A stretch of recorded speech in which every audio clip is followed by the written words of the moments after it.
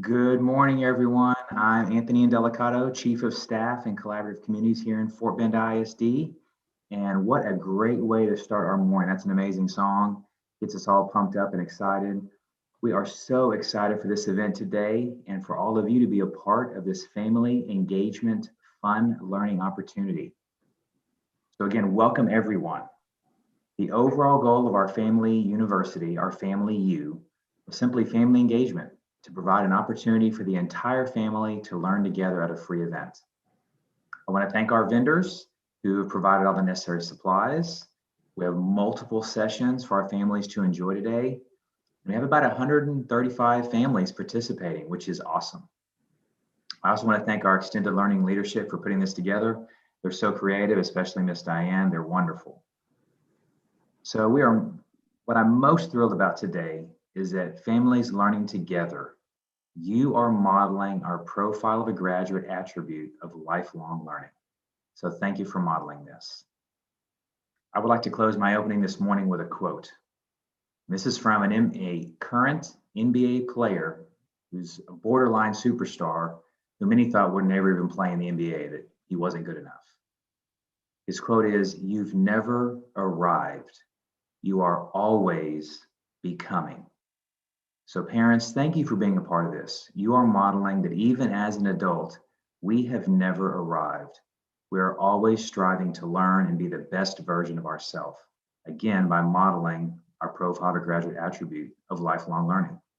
So thank you for modeling this for our students and for your children. Everyone, I want you to have an amazing day today. Enjoy, have fun, and I'm going to turn it back over to our extending learning staff. Thank you. All right. So thank you, Dr. Indelicato. Good morning, everyone. Thank you for joining us for Family University this morning. My name is Kelly Keegan, and I'm the Director of Extended Learning, and we are very excited to have you with us today. Family U was made possible from a grant that our department received from the Fort Bend Education Foundation.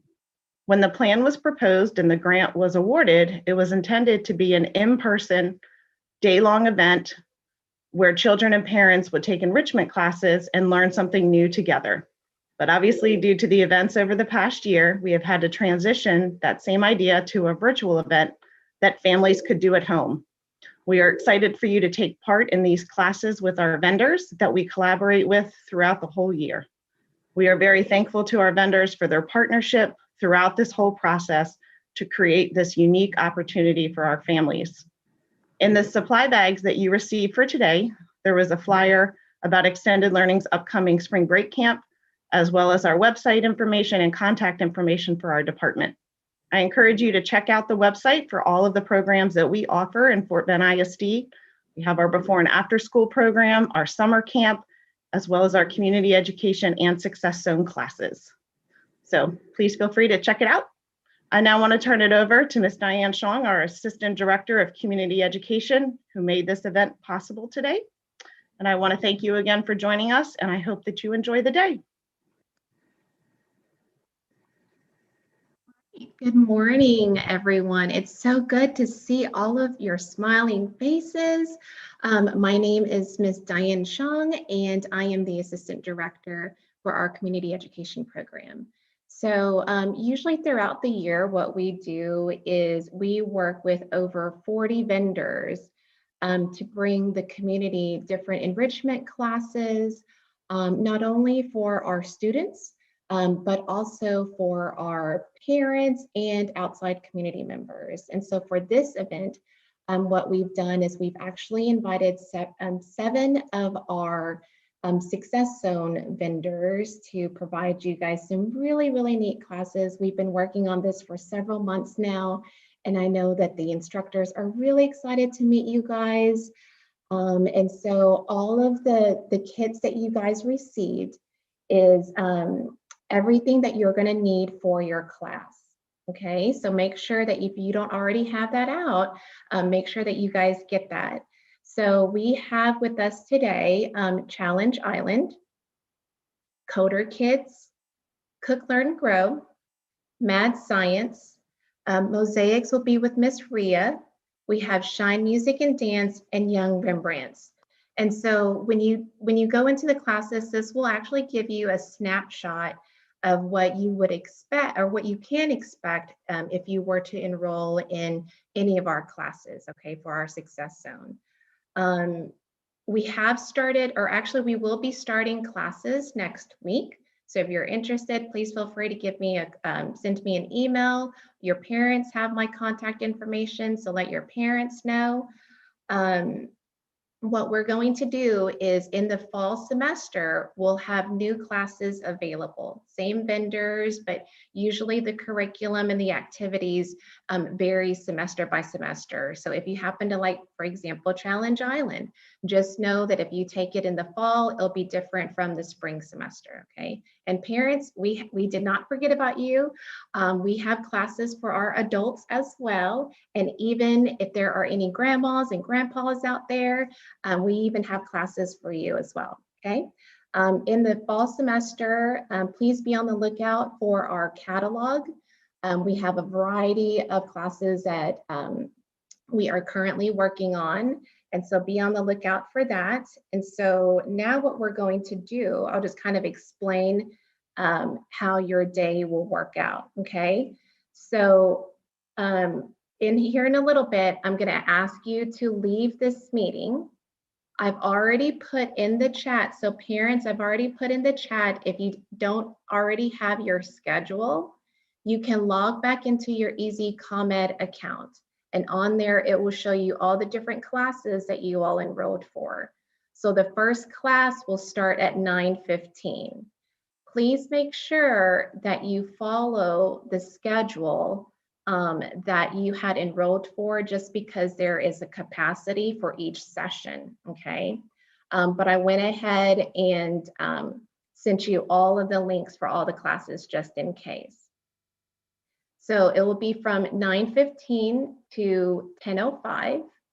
And then your second class will be from 10:15 to 11:05.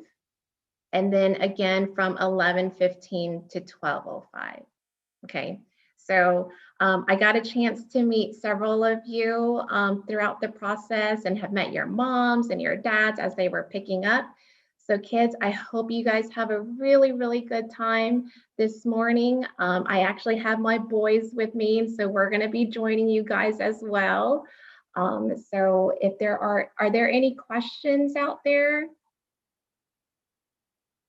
No? Okay. Parents, if you can just make sure that when your students log into their classes, please make sure that you're on mute, just like you are now. So give yourselves a pat on the back.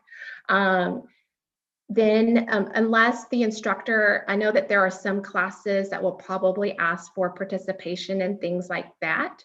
And so please make sure that you're on mute so that way everybody can hear. I do see in the chat, parents were asking, where can I find my classes? If you click on the link that is provided in the chat where it starts with Easy ComEd, click on that link and then you'll log into your account. Your account should be your email address, the account holder's email address, and then the password.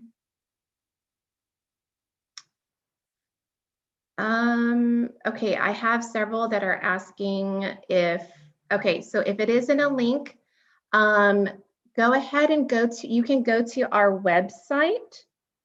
It's www.fortbendisd.com/community-ed. On the right-hand side, you will see participant login, okay, or Easy ComEd. Click on that, and then from there, you should be able to put in your account and password. And some parents, if you haven't, oh, thank you, Ms. Kelly. She already put the link on there for us. Okay, so again, I'd like to thank all of our vendors. We had a committee that was able to help us put everything together. So thank you to our Family U committee and of course the Fort Bend Education Foundation for making this possible.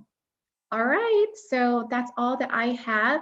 We are going to leave this chat And this link open, just in case you guys have any questions, you can just hop back on here and then I will be here to answer any questions or if you have any issues getting into any of your classes, okay?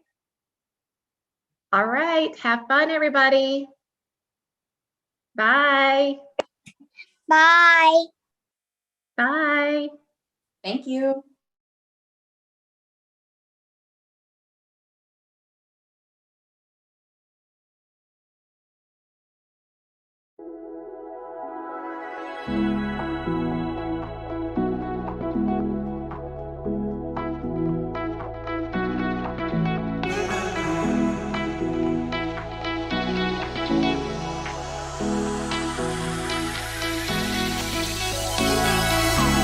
Those handset lights can't stop me. I'll just hold on for dear life.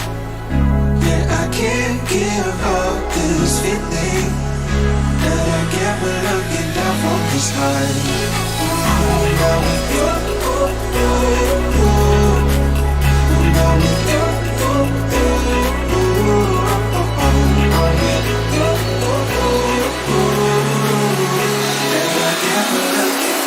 this high.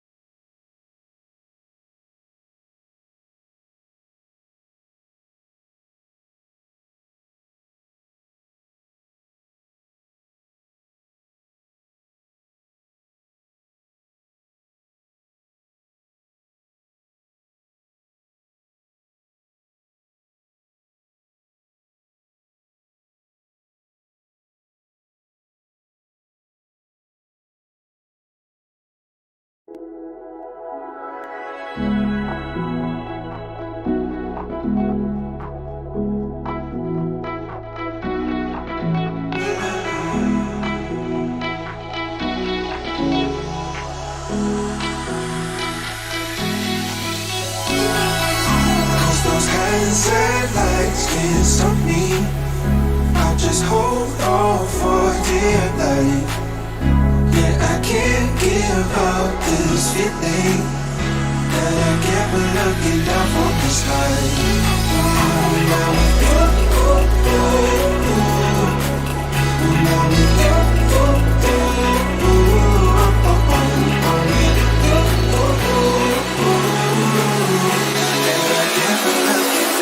This high.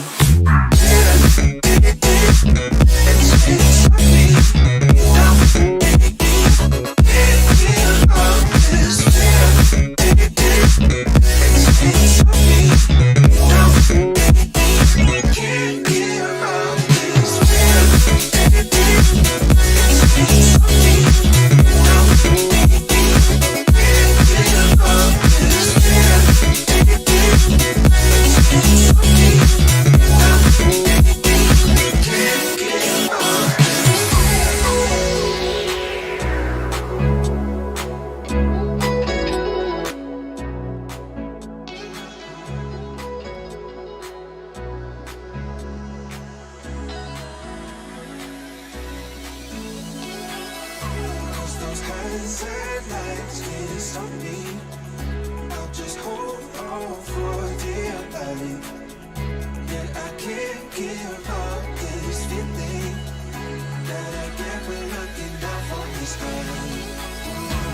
Look at that, I was muted. Fun times. Alright. So let's actually get started for real. So welcome to the Coder Kids YouTube channel. Be sure to subscribe for fun future content. We are Coder Kids. We've been partnered with Fort Bend for a while now. We're gonna wait just a little bit longer for more people to get connected. So looks like we have 9 concurrent viewers. Those are rookie numbers. We need to bump those numbers up. Alright. I'm pretty hyped this morning. I had delicious breakfast. And I'm excited to get started teaching coding. You guys excited? I hope so. Alright. Now it's time to dance. Ooh, that's cringy. Sorry guys. I apologize. Bottom of my heart. Alright, we have 10 people. I think maybe if we get half of the people that we need, we can probably start going. I'm gonna go ahead and start kind of demonstrating some of the stuff we're gonna be doing just by playing a video game, right? Because we're gonna be making video games today. So I'm gonna play one of mine. Is that cool? Is that cool with everybody? Type in the chat. What do you think? Is it okay if I play a video game? Show you guys how it goes down. And then we'll get started with the presentation. Again, I'm Mr. Thor, and James Thornock is my full name, but you can call me Mr. Thor. I don't have a cape. I don't have the hammer and Mjolnir, right? That's how you say it in American. But I think if you say it in the proper Icelandic accent, it's Mjolnir. Special. Anyway, again, I'm Mr. Thor. It looks like we lost 2 people. Welcome, Ava. Welcome. I hope you're having an awesome morning. We're going to do an icebreaker super quick. So, type in the chat.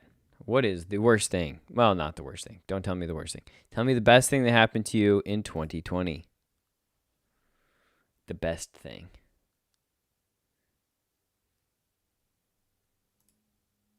The best thing that happened for me in 2020 was my baby son was born on February 10th. So that was pretty exciting. That was a year ago now. Goodness gracious. So being a dad, it's great. It's a lot of fun. Chris, that's hilarious. Birthday, right? That is like the best day of almost every year, right? Ava says you only know how to do Scratch Junior. Awesome. Well, you're going to learn how to do Scratch today. So you're going to learn how to upgrade those skills. Annie, welcome. So we're talking about the best thing. Oh, you got to go to school in person. That's great. Dude, I'm sure your teachers must be like honored. They're like, the best part of Ava's year was going to my class. Like, can't beat that, right? That's awesome. Jaden coming in with a zinger, December 31st. Yeah, absolutely, right? He's saying best part of the year was when it ended. That qualifies. Oh, that's awesome. That's awesome. All right, well, I am going to go ahead and start playing one of the games that I've created. I'm gonna turn on some desktop audio here. We are going to do let's search for my shop clicker game, and I'm going to start my screen sharing business here. Yeah. Interesting. All right, perfect. All right, so here I am. I'm tiny. I'm in the corner. Joey Biden elected. I didn't know there was a Joey Biden. Why not? It could be. All right. Okay, I'm really in the corner this time. I'm down here. Hello, people. Maybe, should I move myself to the other corner? Maybe? should do that. We'll go ahead and do that. There we go. I'm down here. All right, I'm gonna go and just kind of look through my projects here, and let's click on my favorite. One of my favorites. So the reason I'm doing this is to show you what you're gonna be making today. So, anyway, so that'll be fun. Let's go ahead and jump into it. All right, so this is a project I created. You're gonna create something like this today. This is I definitely stole the music and the sword and everything from Legend of Zelda. So if you ever played that game, let me know in the comments. Be like, yeah, I played Legend of Zelda. What are you talking about? I am Link. I eat, sleep, and breathe rupees, right? I'm rolling in the rupees. So this is a clicker game. The basic premise of a clicker game is to like get points, buy stuff, have fun, all of that, right? And so you are going to create something like this. Now you'll notice that the different rupees have different value amounts, and they give me different amounts. So like the red one I think gives me 20, and then, oh, that one gives me like, is it 50? I'm not even sure. All right, yeah, so the red one gives 20. The blue one, oh, whoa, I just got like 101. Goodness gracious, I'm getting rich. Well, I don't want to get rich and leave you guys out, so I'm going to go over to the store here. While I'm in the store, the music changes. That's fun. And I can buy stuff like arrows. I can buy bombs. Oh yeah, check that out. Good stuff. You can also donate money to the children, which that's nice, right? This is also how you get the high score, by the way, if you want to play this game. So I'm going to donate like 127 rupees. Oh boy, you can't see my numbers. They're like super tiny here, but it's 127. It says, thank you for helping the children. So then, and then it donates, and then it shows my donation, and then it shows also the maximum donation. So this is the person who has the highest score right now. And then what I can do is I can press H and go back to like earning them rupees. But now I can press the space bar and throw like bombs at the grass, which, you know, I wouldn't recommend in your own front yard, but it's kind of fun in this game. All right, so let's go ahead and stop that. That is just, I was just waiting for everybody to get connected. So, all right, well, good times. Let us get to the presentation, okay? So, you don't have to have this up, but I sent everybody the link so you can follow along if you want to. Anyway, yeah, let's just get through. Let's get to it, not through it. I mean, I guess we're gonna get through it too. So what are we gonna do today? So number one, we are going to create your very own video game. Okay, that is what we're going to do. Also, feel free to comment this entire time in the text. I will also put my, let's see. I wonder if I can put my phone number in the text here, and you can also text me if you want. So yeah, I'll just go ahead and put my phone number in here. If you want to text me, this is the official Coder Kids phone number. This is not my cell phone, but I am able to text with this. So that is my phone number. If you want to text me, you can do that. If you want to message in the chat, you can do that as well. So that's just an option. It's just an option for you. I am going to put the text over there, so I can text from my my keyboard. But let's keep going, eh? So you're gonna create your very own video game. You'll get to own it. You get to keep it forever if you create a Scratch account later, and you'll also learn how to code.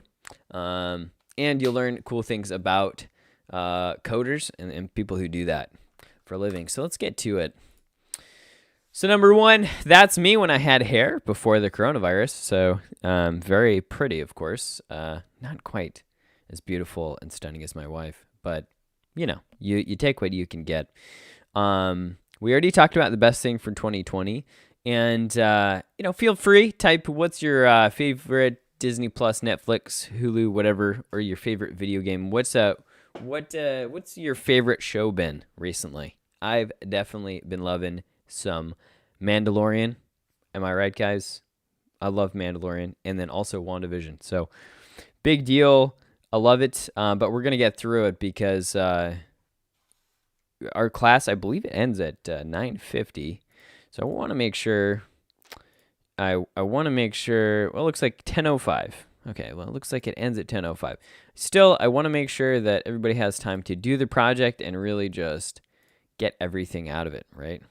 So, okay, Green Andrew Gaming says WandaVision, definitely. I've been loving that stuff. I did not watch the episode last night. Do not spoil it. We do not spoil things for each other. We love each other, okay? That's what we do. That's our culture here at Coder Kids. So let's talk about what coding is, why it's important for the future. So number one, the great thing about coding is it's a bunch of fun. It's got this positive feedback loop where you can make video games, animations. You can share your projects with your friends. Lots of stuff, lots of cool stuff. Nick says Babysitters Club. Ava says Teenage Mutant Ninja Turtles. And Green Ender Gaming says Minecraft. I'm assuming you meant to say Minecraft. But, you know, we actually do have a public Minecraft server if you want to join later. But we'll get back to it. So why is coding important for the future? It's about money. It's about jobs. The great thing about money is you can pay for food for a family and pay for rent and all those boring things when you're an adult that you've got to pay for. Just you can look over at your mom, look over at your dad and say, Mom, Dad, what do you have to pay for? And they will tell you a very, very long list of things that has to be paid for. And it doesn't pay for itself. So, you know, far off in the future, if you want to be a computer programmer, it's a great gig. The median pay, that's like kind of the average for computer programmers, is $86,000, $550. Ninjago, Super Mario Party, Mario Kart 8 Deluxe are also awesome video games. Indeed. Ninjago is a movie, right? It's like movie and Legos and also other stuff. So, and yeah, and it's fun because you can create your own video games. And then not only all of these cool things, but coding really helps you learn to think. So, cool stuff. So, how many? Let's I believe that's in the nation.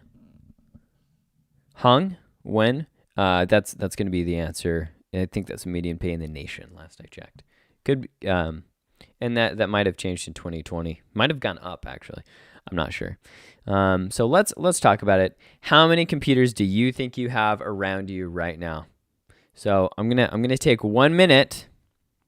1 minute, and we're gonna do a countdown again, and you are going to try to count how many computers are around you. Ready, set, go. All right, you guys can still hear me, probably. Okay. How many computers do you have around you right now? Start counting them. Guess what? Watches count as computers. Computers count as computers. Go figure. Tablets count as computers. Phones count as computers.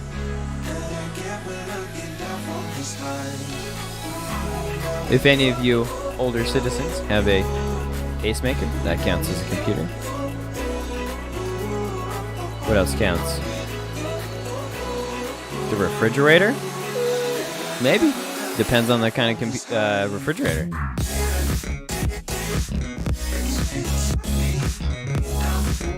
All right. The Gemma or Gemma?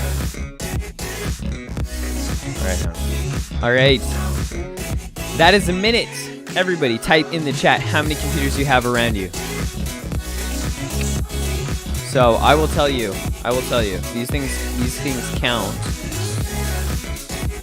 I'm going to turn down the music just a little bit. I will tell you how many things count for computers, all right? These headphones actually have a microchip inside. These count as a computer. My Apple Watch counts as a computer. My phone counts as a computer.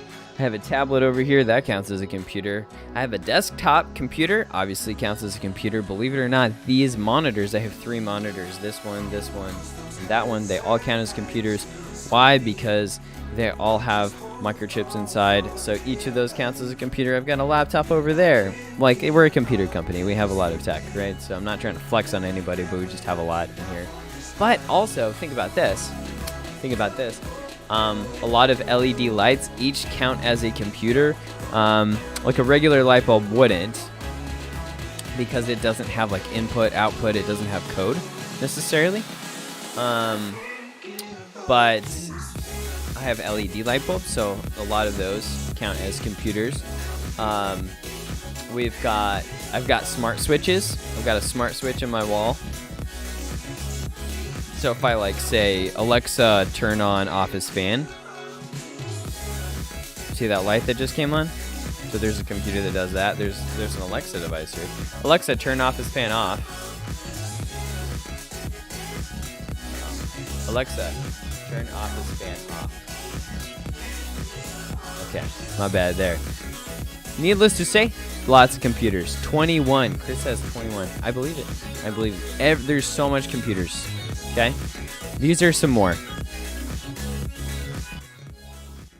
There are even more computers. It's crazy. A router. Oh goodness, I even forgot some. My Steam controller. If you got like a Xbox controller, this counts as a computer. This is a little peripheral. Oh, it's kind of green, so it's like getting green screened out. But lots of cool stuff. I got a Roku under here. Yeah, just like lots. Well, then that count is like up to 40 with the lights. Jaden, that's a lot, right? So if you think about it, all of these devices need code to work, right? All of these devices need code to work. Let me go ahead and go back to screen sharing. Oh, wow. He's way bigger than me now. Look at that. So all of these devices need code to work. Every single last one of them. I think I want to go back to the last screen. So these are, Xbox, PlayStation, dishwasher, just a lot. Most microwaves. It's just a lot of stuff. So let's actually get into the activity, okay? So depending on who you are, then that will kind of determine who gets to do what, all right? So kids, you get to be the one that codes, okay? So if you have multiple laptops that you can code on, great. If not, that's okay. You guys can kind of take turns. Adults, you're going to be kind of the ones that are checking the code. You are going to be just like helpers, like switching between windows and helping with ideas. And then brothers and sisters, again, you can be coders yourselves or idea givers, okay? So everyone is supposed to work collaboratively on this thing. Everybody's supposed to be learning. And you can... here's the thing. I'm going to be showing you like a basic example of what the project may look like. But at the end of the day, it is up to you to decide what you want it to look like. So, and you'll be able to share that with me. I'd love to be able to see what y'all are creating in real time. So, other people can like find images to upload and soundtracks and cool things like that. Okay. Whoops. Here. You can see like the bottom here says, what do you think would look cool? All right. So that's a question you can ask yourself. Woo. There went the green screen. You saw a little bit of my snake plant down there. Good times. All right. So let's make sure that we're in the right place. So let's get started. So you're going to open your web browser, Chrome, Brave, Edge, Firefox, whatever, Internet Explorer, if you have it. Go to scratch.mit.edu. I think you could just like click on this link and it'll take you there. But scratch.mit.edu. If you have any questions, just like click on Scratch.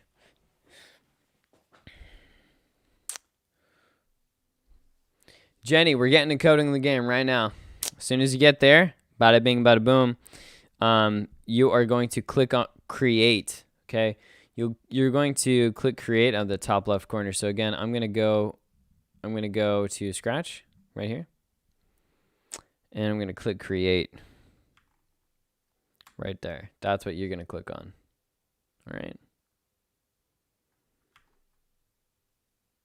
So everybody give me a thumbs up in the chat if they're there.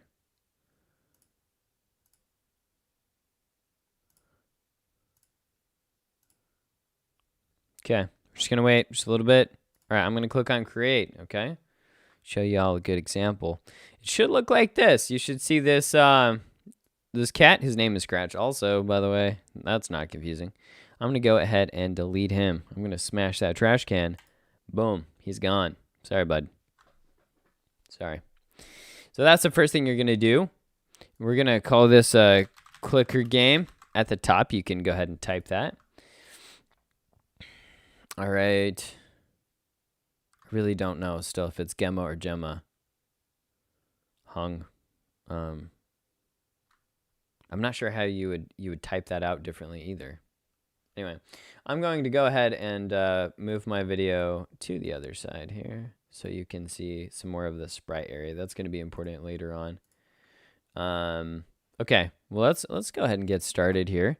So again, remember scratch.mit.edu. At the very top, you can kind of see that. You can just search Scratch on Google and it'll come up. Again, then you click on Create in that top left-hand side right here. Boom. And then it'll take you to this project page. And then again, delete that cat with the trash can. Okay, now we're going to really get started for reals. Have I said real enough? Then you're going to name your project, which we just did. Then you are going to need to add a sprite that you will click on that will give you gold or money or points or whatever. Okay, so let's get that money. Let's get that money. So if you click on the cat in the bottom right-hand corner, that is going to allow you to choose a sprite. Soft G. Oh, okay. Yeah, my bad. If you do not have a sign-in, it won't let you name the project.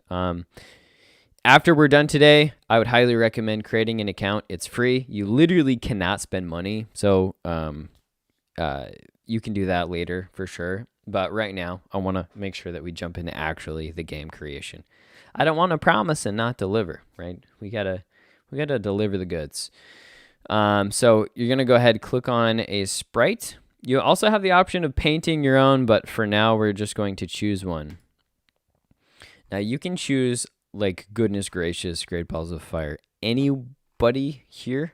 The mermaid, the microphone, the milk, anthropomorphized milk, or this octopus. That's a lot of fun. But we're going to try to be making money. So I'm thinking that we go for the rocks. Okay, what do you guys vote? I need you to type in the chat, of these, which one should I add as my sprite? You get to decide. Type in the chat which sprite I should choose, and I will choose it. I won't even ask. I will just say yes. Yes, sir. All right, I'm just waiting.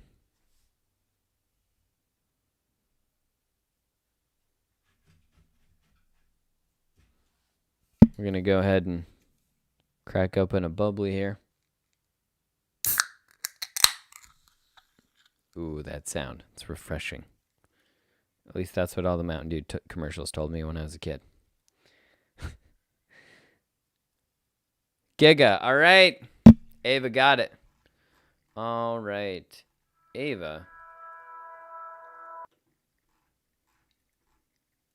I am absolutely... Okay, what on earth? I'll just search Giga. I don't know where he is. There we go.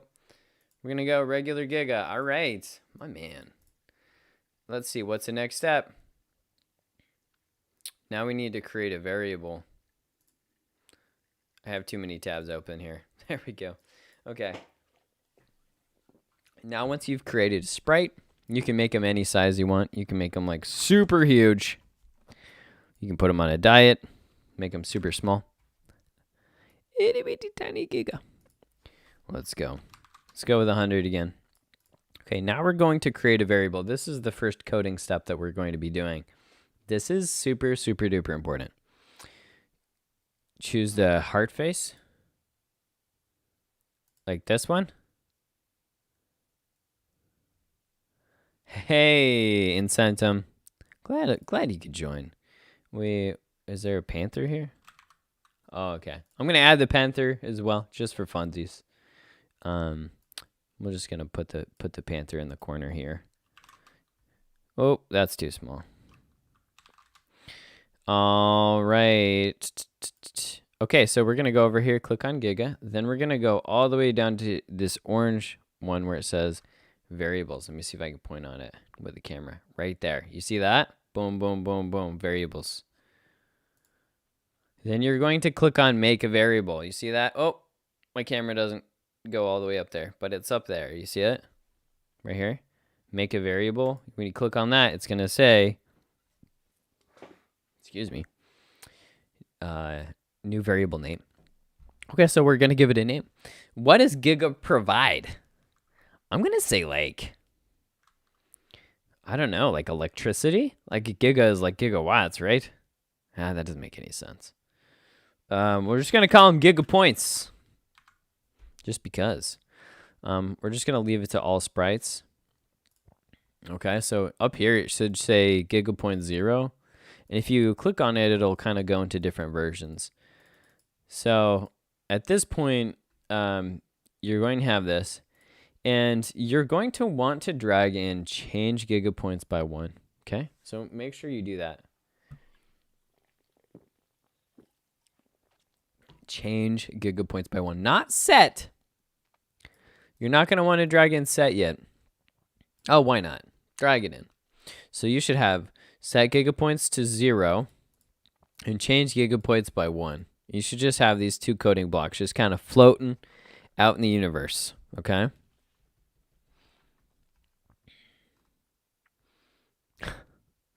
Ava says fire. I don't know. You want me to add like a fire sprite? There's not a fire sprite. I'm not sure what you mean, Ava. That's all right. So here we are. We've got, like fire points maybe. We're going to leave it as Giga points, just for clarity. So everyone, you can create what kind of, the variable could literally be called peanut butter. I don't care. It could be called, Nikes. Like, I don't care. It could be anything. It could be bald boys. That's me. I'm a bald boy. Anything you want. Once we're to this point, we're going to click on events. So you are going, I just have to tell you everything in Scratch starts with an event. Okay. If you want something to happen, it has to have a trigger. It has to have something that like makes something else do something. It's the start. It's the beginning. So we're going to drag in when the green flag is clicked. What green flag, you ask? Is right here. I wonder if I can turn on like, no. Anyway. Oh, you know what I have? I think I have a it's like a custom cursor thing. I can make my cursor bigger. I was thinking like maybe that would help. Maybe I don't. I don't have the cursor thing. All right, you're gonna have to deal with my small mouse for now. Yeah, so what we're gonna do is we're gonna click these together. You see how like there's this little silhouette when it goes up there? It's like right like that. So you're gonna just click it in. It's just like a Lego. And then, so even if I drag this to the slider mode and I drag it up to like 100, if I click the green flag, it's going to set it to 0. Watch, boom. It's kind of magic. Now, I want a different trigger, though. So when the sprite is clicked, change Giga points by 1. So this is Giga, and the code is on Giga. Does that make sense? If Giga is a book, this is what's written on the pages. I'm just going to blow this up super big so you can see exactly what I'm doing. When the green flag is clicked, set Giga points to 0. When the sprite is clicked, change Giga points to 1 by 1. By 1. Not 2, 1. So if I click on the Giga, right now. Look at this. Those points just keep cranking up. They keep cranking. So now, I mean, we have basically a clicker game right now. It's pretty easy. It's also pretty boring. So we want to make sure to make it more, as they say in Russian, интересно. Interesting. So, you should make sure that you have these two things and that it works. Okay? So first off, have a variable, have the change gigapoints by 1, and set gigapoints to 0 underneath the green flag. That allows it, basically, when you start the game over again, you'll start with 0 points. And when you click on Giga, you'll get points. Okay? It's going to be a lot more interesting from here on out, but this is the basic fundamentals of the project. All right? We are going to keep going. We're going to keep blazing on. Want to make sure that everyone has time. Okay, let's go to the next slide here. We're going to pick a backdrop. Feel like Bob Ross. And down at the bottom right, we're going to click choose a backdrop. Now this is a beautiful backdrop. Now you can choose whatever you want, right? Could be a colorful city, desert, farm, hall. All right, type in the chat, which backdrop do you think I should choose? Ready, set, go. First person to type it, I will choose it. No questions asked. This is your project.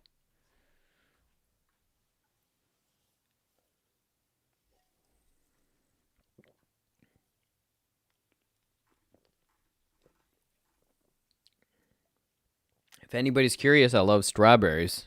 It's strawberry flavored. It's fake, you know. It's just fake strawberry, but it's good.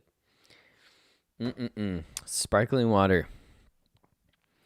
Ooh, Night City. Where's that at? Is there Night? Oh, okay. Wait, there's this Night City or the other one? All right, we'll do Night City. Which the panther kind of like, he's like in the background. Watch out. He's going to pounce on you. Anytime, any moment. Death by panther. Wakanda forever. Right? You guys know that reference? All right. The colorful city? Let me see. Oh, yeah, there are these two cities in the colorful city. You said heart. Oh, dang, yeah. Look at that. We'll switch between them. So that's cool. So now let's go to the next part. So everybody should have a backdrop at this point too. All right. Let's go pick a sprite. Okay. So we did. Good job. Now we need to code for the money-making sprite or the point-getting sprite. We already did this. So good job. Good job. Again, if you need help, just go back to the PowerPoint. I'll show you exactly how to do it. And then, and I'm demonstrating with a GIF here. Obviously, if you are clicking the green flag, it should bring the variable back down to 0. Right? Okay, good job. Now you did it. You created your very first game. Unfortunately, it's ooh, wow. Ooh. I tried to roll the R's. That didn't work very well. It's incredibly boring. So let's make it a little bit interesting. This is where brothers, sisters, moms, and dads come in. So if you have fallen asleep, shame on you. Wake up.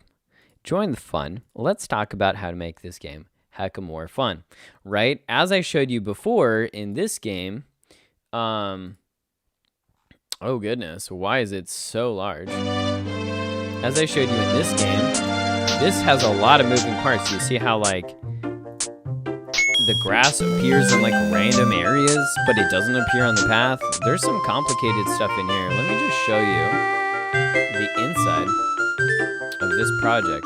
Okay, I want to show you how complicated things can get, okay? Just look at look at this, all right? So this took me about 7 hours, but there is a lot of code in here. Okay, that is very complicated. And what I've shown you is only the most basic coding ever, right?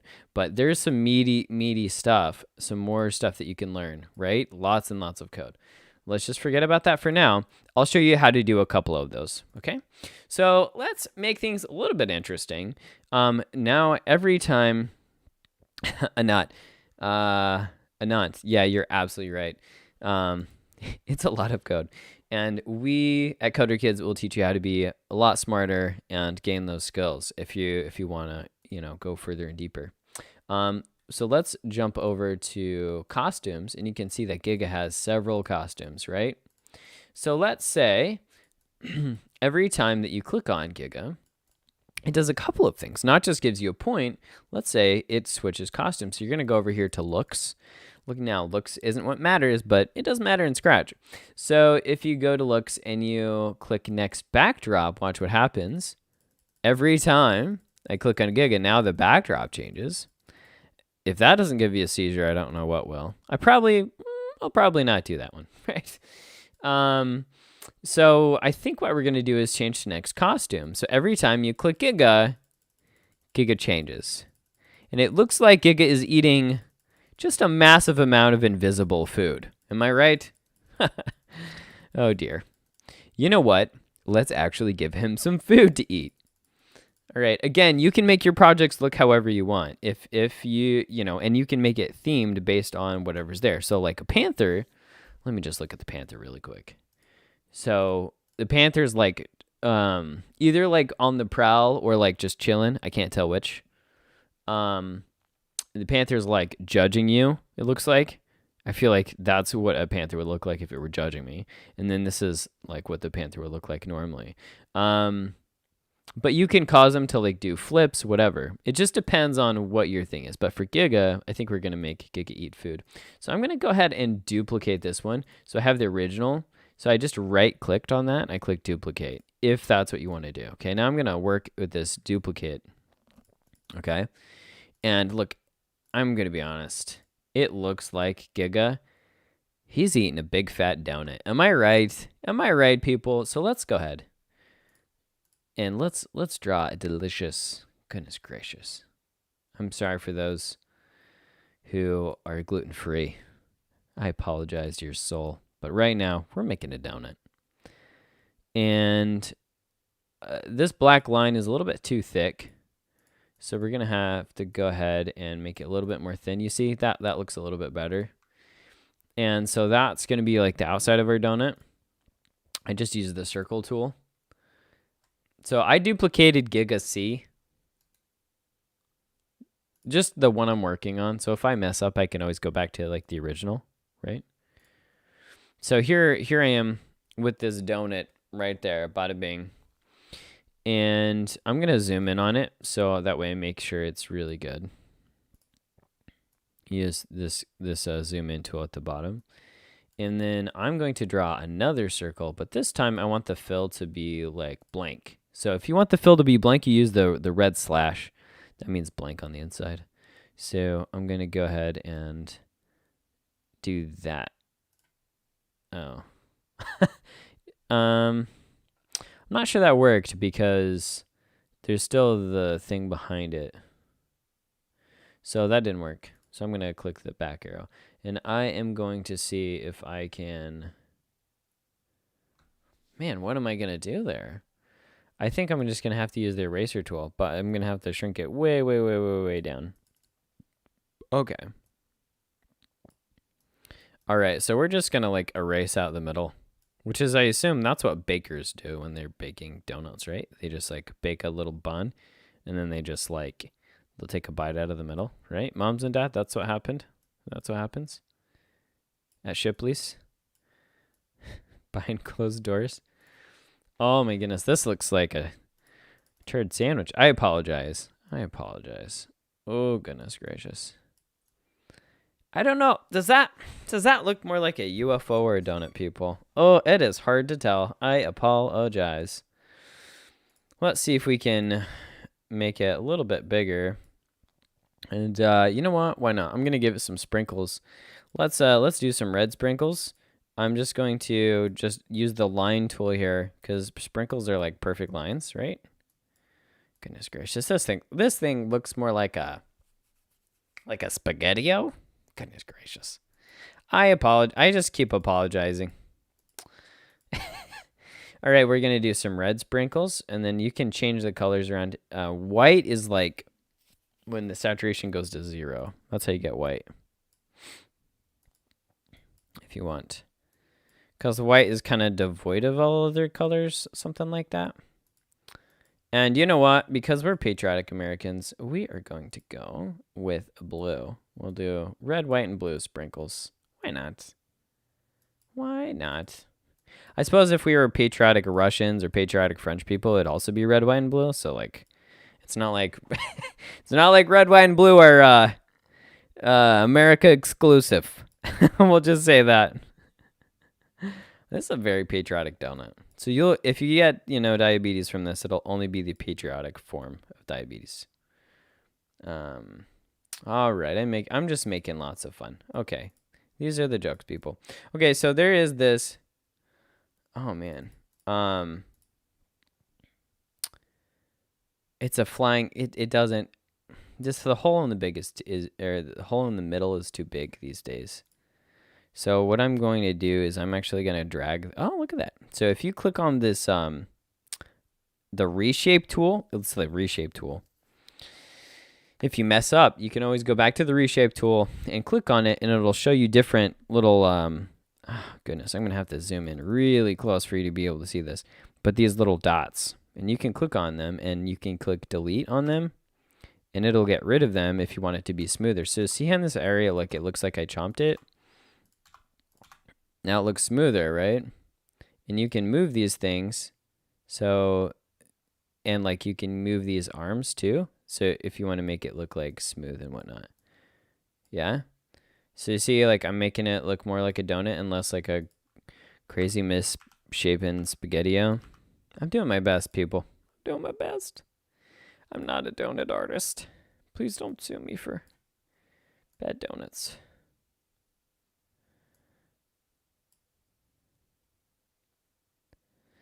Yeah, the fill tool is weird. You can draw in vector mode. That's a great question, not. The fill tool is weird. But this is what I'm doing for now. Okay, I think this looks like more like a donut. The only problem now is I've got like a ton of sprinkles that are like randomly located that are like not here. So I'm going to just drag some over, kind of fill in the space. Now, if you're drawing in the vector format, you can just kind of drag things in after the fact. And you can do that with this tool or with this tool. So now the sprinkles are like a little bit more like evenly spread along the surface. Okay. You did not come to learn how to do a donut today, so let's get back to this animation here. Okay, again, there are better donut artists out there. Shout out to donut artists everywhere. I'm going to go ahead and delete this Giga C. And let's see. So what I'm going to do is I'm going to drag and select this whole thing. So like, see the whole thing moves. Watch what happens if I like don't select one of these little things. You just get like 2 sprinkles by themselves. So that's not fun. So if we select everything, you can also click group so that like even if you click off, it'll always stay as a group. So the group tool is up there. And the ungroup tool is there too. So if you want to like later ungroup it, you can do that. But group puts everything all together. Now I'm going to make sure that Giga has the donut right in front of his face. And maybe shrink it. All of the beautiful art goes into a tiny, tiny donut. So there we go. There it is.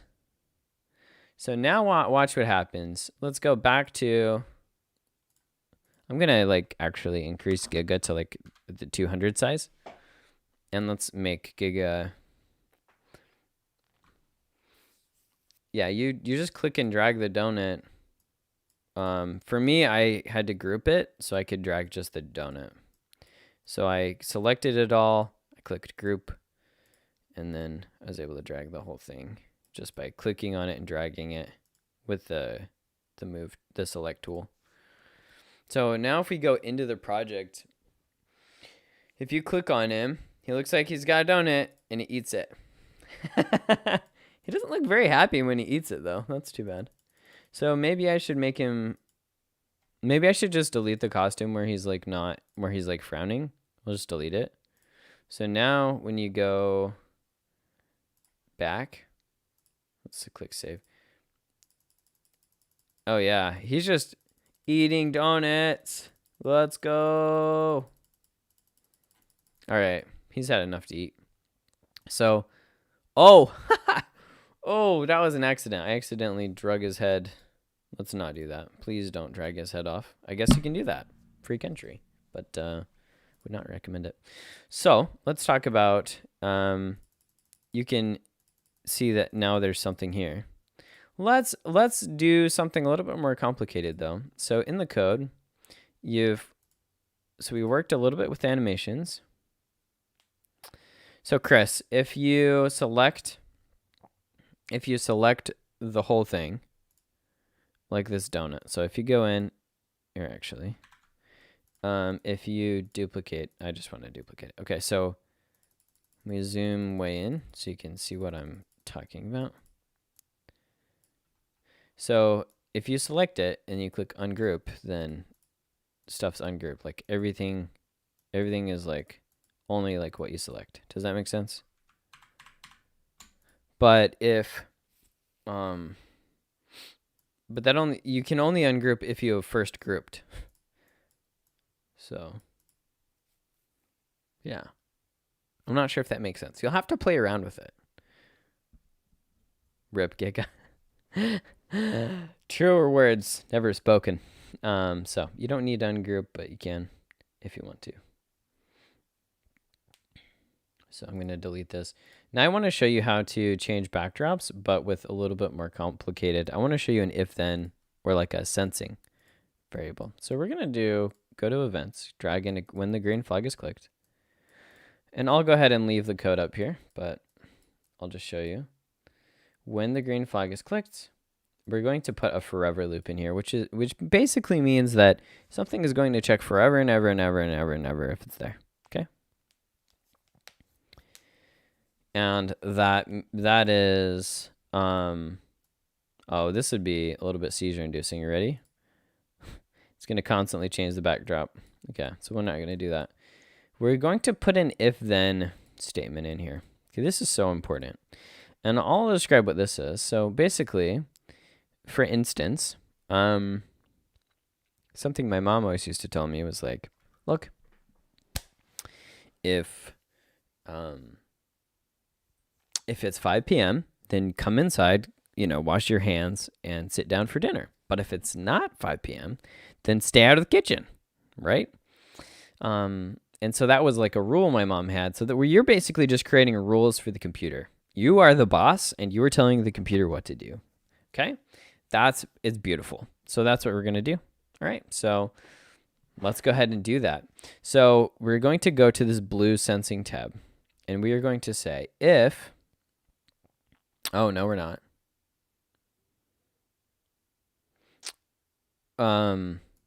We're actually going to go to the operators tab. So there's a little bit of math in here. So drag this greater than, less than sign in. Okay. So you can set this number to whatever you want. Just for like I'm just gonna, well, actually, you can choose greater than or you can choose equal to. I'm changing my mind. We're going to do with equal to. Okay. I'm going to say 10. Okay. So then we're going to go down to variables, and we're going to say if gigapoints equals 10, then I am going to say switch backdrop to hearts. Okay. So I'm going to wait for you guys to have that. Now, it's only going to show backdrops that you have. It's only going to show backdrops that you have. So basically, again, what this is doing, so watch what happens when I click on Giga, and Giga gets 10 points. It goes to Night City with Street, because that's what I selected. But watch what happens. If I select Hearts, then it goes to Hearts.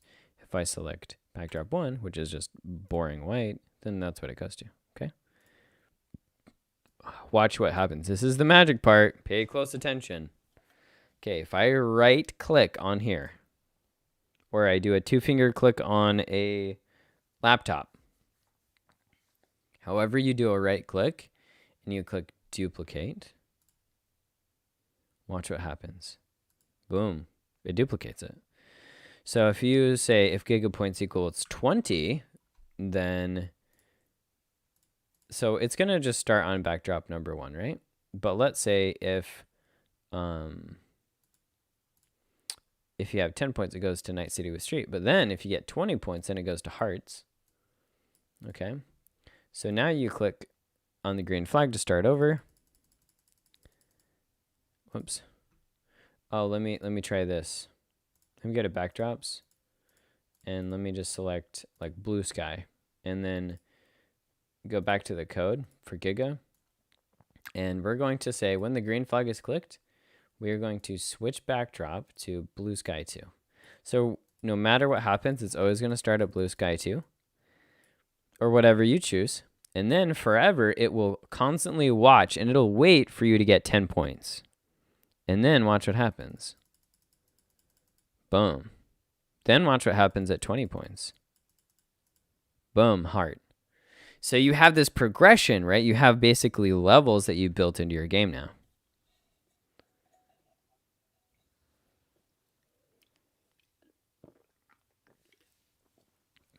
Does anybody have any questions? Please put them in the chat. Please feel free to put those in the chat.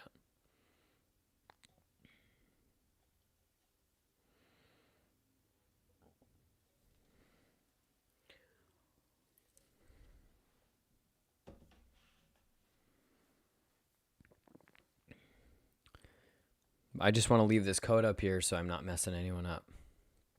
So you'll notice that this loop, though, it just kind of, it automatically adjusts to whatever's inside of it. You see that? If I click duplicate on, oh, you still can't ungroup.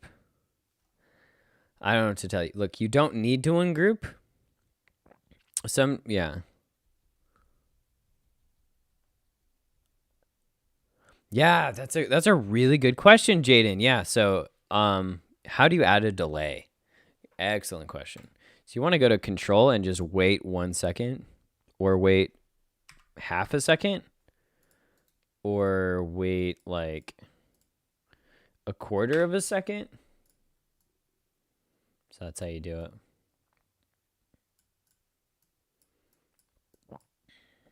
Does that make sense, Jaden? That's how you add one. That's really smart, actually. That's a smart question. 10 points for Gryffindor. If Jaden, if you're part of Gryffindor, if you're not, then 10 points to Hufflepuff, Ravenclaw, Slytherin, whatever party you choose to be a part of. Am I right? All right, everybody. If you have a Scratch account, if you have a Scratch account, awesome. If you don't, you can set one up and share your project with me. So if you want to share your project with me, I would love it. You can post it in the chat. Just post the link in the chat. I'd be more than happy to look at your project and show your project on the screen for everybody if you want to show it off. But I think you have to verify your email. So it might not be possible, but if you want to. So what I'm going to do, I'm going to duplicate this again, and I'm going to just pop that in, zoom out just a little bit, and I'm going to change this one to 30 and this one to 40, and I'm going to add some more backdrops. So I'm going to add the jungle, I'm going to add, castle, and so I'll just choose jungle and castle. And look, y'all's can be like way cooler. Anon, you get the link to share by creating a Scratch account. And then once you've created a Scratch account, by verifying your email, which means like your mom would go into their email and they would just click verify. You just click on that link to verify it, and then you can click on this orange share button at the top. And now that I've clicked that share button on the top, anybody with this link can find it, or if they type it in. So we'll just say Fort Bend Clicker 1. So now if you search Fort Bend Clicker 1, like this one will come up. And I'm Speedy Thor, so you can always follow my profile as well. But perfect. Well, look, we've got 3 minutes left. If you have any questions, let me know, and I can answer them right now. Oh, goodness. Why did I navigate away? There we go. If you have any questions, let me know so that I can answer them. You know, at Coder Kids, we constantly teach you how to code, build your own Roblox games, build your own Scratch games, play Minecraft, play Fortnite together. We do a lot. And I want to get you as much information as you can to be able to make your own games and have a ton of fun and really take this into a career if you want to take it into a career. So we are pretty serious about it. Now, if you do want to add sounds, you know, that's something I didn't necessarily add. You can go to the Sounds tab. My account is Speedy Thor. I'll go ahead and type it in the chat. You can go ahead and follow me. I have like 100 projects, and some of them are pretty cool. So I'm going to show you how to add sounds super quick. So there's like a pop here. I don't know if you can hear that. Yeah. But you can choose sounds. There's like barks and basketballs and beatboxes. Oh, yeah. Okay, check this out. So he Giga like bites the donut, right? So let's go back into the code. Now that we've selected the bite, we're going to say, oh, this one's going to be a little bit complicated, but we're going to do basically forever. If, goodness, this one's going to be a bit complicated, but if you want to follow along, forever. If, we're going to say, if costume, if costume number equals, well, hold on. If costume number equals what? 3? Yeah. If costume number equals 3. So you're with me so far. We got when green flag is clicked, you've got a forever loop, and then inside you have an if then statement, and inside that you have this operator, which is like an equal sign. You have costume number 3. And then you do another if then statement inside of that. You say if mouse down, then go to sound, and you're going to play sound bite. Okay, let's see if it works. If it works, then he should only do the bite sound on the costume that he has like a donut on. Does that make sense?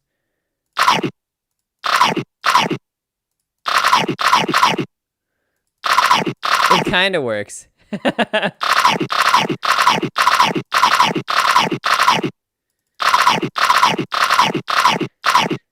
That is pretty funny, actually.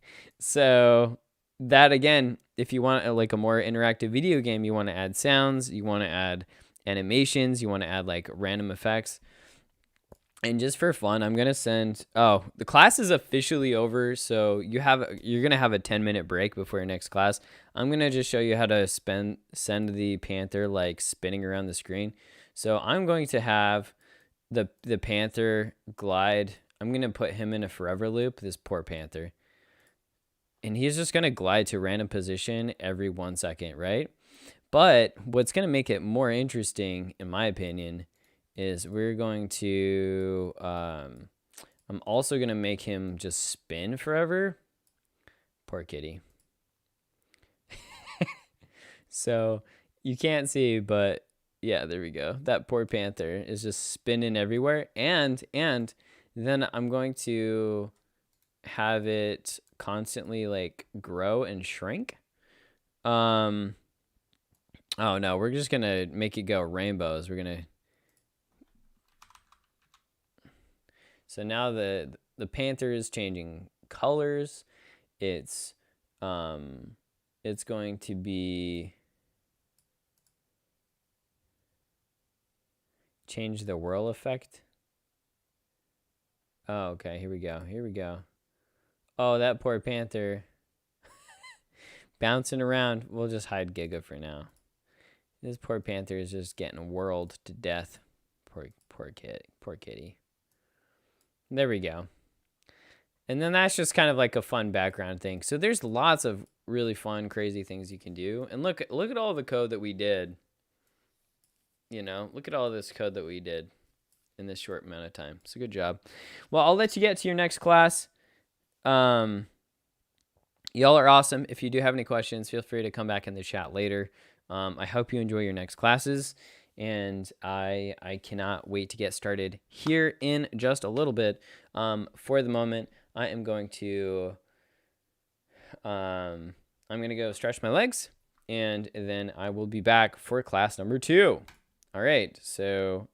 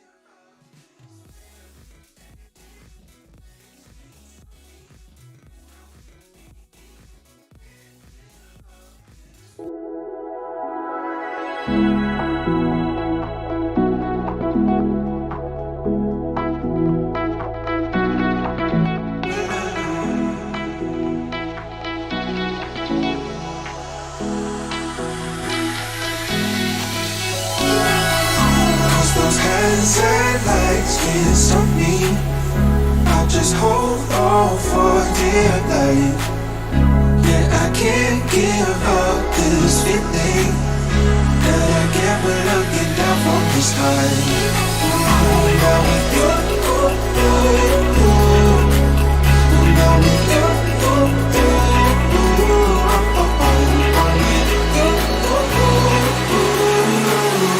and I get when looking down from the sky. It's me now. Can't give up this.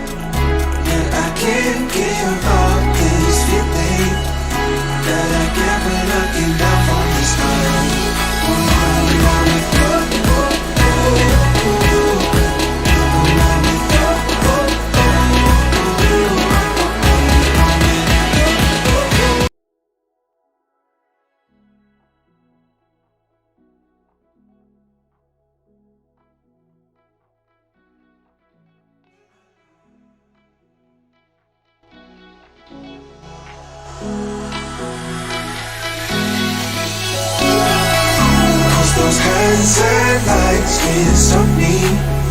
I'll just hold on for dear life.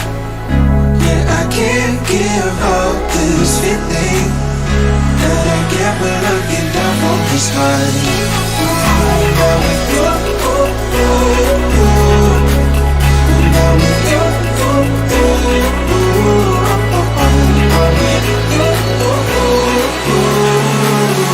when I get down from this high. It's me now. Can't give up this feeling. It's me now. Can't give up this feeling. It's me now. Can't give up this feeling. It's me now. Can't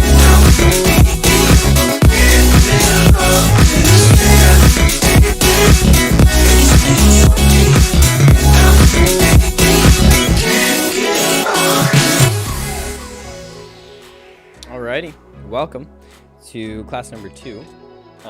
We got started a little bit and then had a little bit of a late break, so we're going to jump right into it. So thank you for coming today. We are going to make an awesome project, and let me go ahead and start sharing my screen. Alright, let's get back to the beginning here. Welcome, and thank you for being here again. We are going to create our own video game today, so I am super excited about that.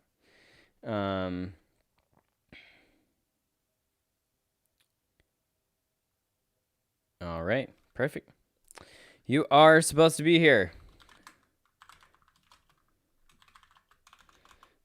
So, absolutely, Fred. Good job. Yeah, so what we're gonna do is a presentation, and then once that presentation is over, we're gonna jump right into making our own video game. So that's basically, it's gonna be pretty straightforward. And let's ready, set, go. Okay, so first up, we are going to create our own video game. We're gonna learn how to code, and you'll get to keep your video game. So that's pretty cool. I am Mr. Thor. That's not important. But first things first, let's talk about our favorite show or video game we're doing right now. So either favorite show you're watching or favorite video game. Go ahead and type it down there in the chat. There's still 17 viewers here. And I want to hear about it. Is it WandaVision? Is it Mandalorian? Is it like an old Disney movie? My family's trying to FaceTime me. Crazy. Don't they know I'm streaming? It's all good. Don't worry about it. So, what is your favorite? Minecraft. Definitely. Oh, rip my free time. I love Minecraft. It's a lot of fun. Roblox, Super Mario. Super Mario has been around since I was a little boy. Can you imagine that? Crazy times. I'm still kind of little. I'm tiny. I'm just down here in the little corner. I'm just on the corner of your screen. But, Daniel, you keep saying MHA. I'm not sure. What is MHA? Let me look it up here. Could be dangerous. Mental Health America. I'm just kidding. My Hero Academia, of course, right? Right. I've not watched it though, so I'll give you the shout out, but I'm not really sure myself. Well, I hope that was just a mini troll. That was just a mini troll. My Hero Academia, I'm pretty sure is what you meant. Roblox. Okay, there we go. All right. Awesome. Well, I am going to jump right into the next part without further ado. So, why is coding important? Okay, I am going to switch myself to the other side of the screen so I do not get in the way. Let's go ahead and boom. There we go. I am to the other side. Now, so coding is so important because in 2019, there were 213,000 jobs in coding.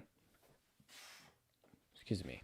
That's a lot. Median pay is $86,550 yearly median pay. So that's not like the most you can make. That's not the lowest you can make. That's like roughly in the middle, right?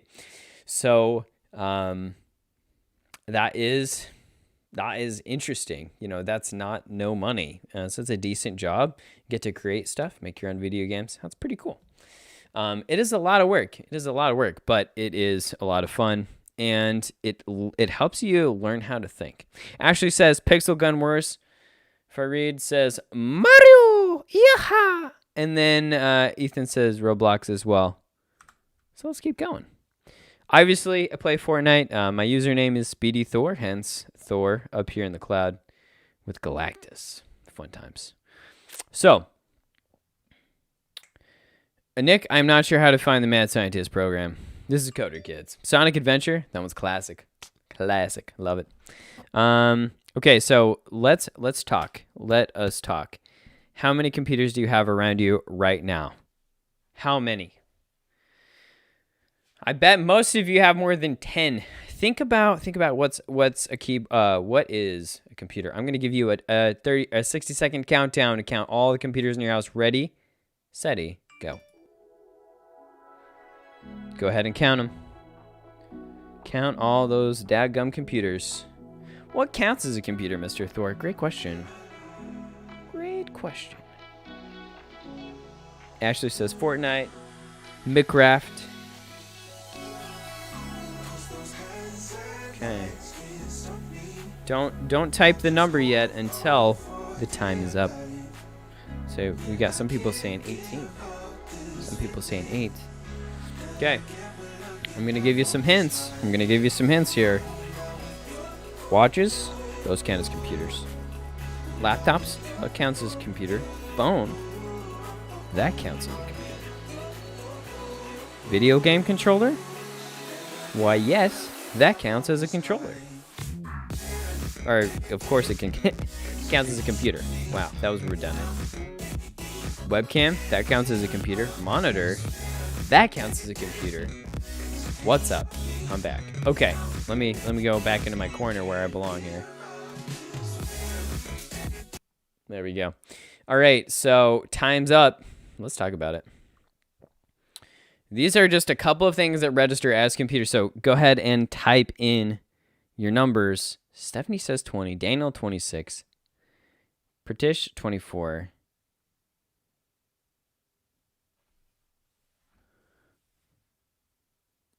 Marge, I don't know how to pronounce your name. Margot? It's Margot, isn't it? Anyway, tell me if it's Margot or not. We got desktop computer, laptop computer, smartphone, smartwatch, fitness tracker, right? So you got like your Fitbits, your Apple Watches. Most toasters these days, microwaves, some refrigerators, a thermostat, Nintendo Switch, PlayStation, Xbox, phone chargers, wireless headphones, which I'm wearing right now, a router for internet, dishwasher, a modem for internet, smart switches, smart lights, smart speakers. Alexa, isn't that right? Alexa doesn't know anything. Everything, right? I know about lots of things. Oh. Try asking a question. Alexa, tell me a joke. If there's ever a milk delivery service using drones, they could call it Dairy Air. But it might be the butt of many jokes. Oh dear. Alexa, you're so bad. Okay, so there's lots of computers around us, right? Daniel says probably about 40, but I'm not certain. See, and that's... Farid says, Mamma mia, right? All right, we're going to continue on. Lots of computers. Here's the thing. All of these devices need coders to work because they need code to work, and you're the coder, so you write the programs, and coding is just writing instructions for computers. So everybody type code is, I'll do it in the chat too. Code is, oh yeah, garage door opener. That's Sham. That's a great suggestion, right? So code is writing instructions for computers. Put that in the chat. Right there. That's what I'm talking about. Put that in the chat. I want you to remember that, okay? Coding is writing instructions for computers. Chatty chat, chat it down in the chat. If I say chat one more time, I might die. I'm not doing it.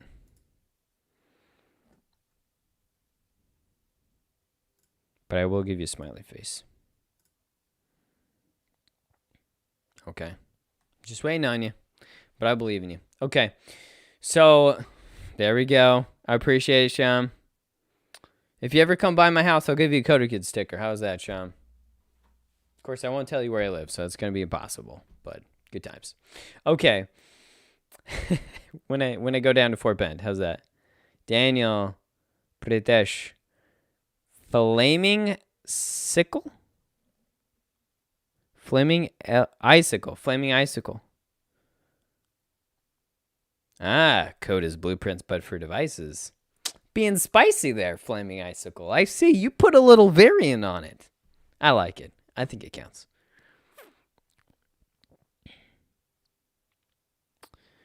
Protest. Oh my God. Daniel, you're just being silly now. Oh, I love you guys. I love you guys. I love having y'all in my life. This is good. This is good stuff. Okay. So let's go ahead and start the activity. So here's the deal. Here is your role. So if you are a kid, then you are going to be the coder, okay? You are going to be the one writing the code, building the video game. Adults, you are the checker, okay? So you're going to make sure all the code is correct and word perfect. Otherwise, it's not going to work. So moms, dads, you are essential. We need you. We want you. We love you, okay? Next, brothers and sisters, you can be coders too if there are enough laptops around. If there are not, then it's your job to send funny pictures and email pictures to the person who is making the code so that they can include them in the project and give random silly ideas. That is your job, okay? So if you're a kid, you're a coder. If you're an adult, you're going to check and you're going to make sure that the code is perfect, okay? All right, so open up your web browser. Oh, thank you, Ethan. That's right. Thank you, Ethan. You also said it.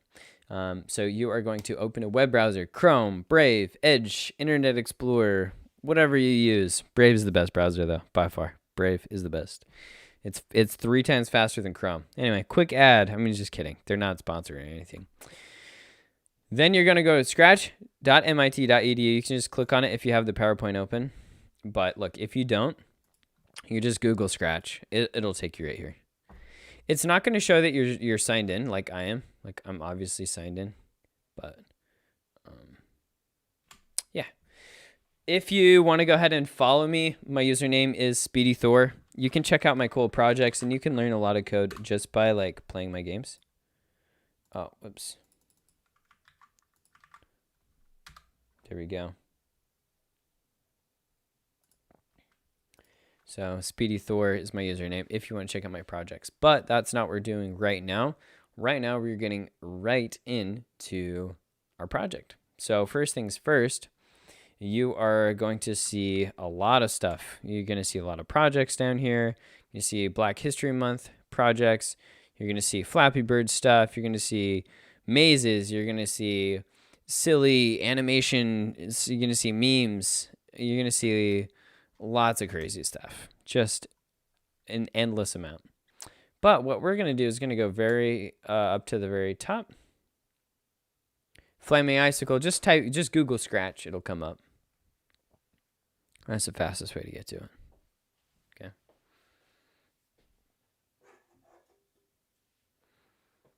And then once you get here, you're going to click on Create. So, boom. Click on Create. Top left, Create.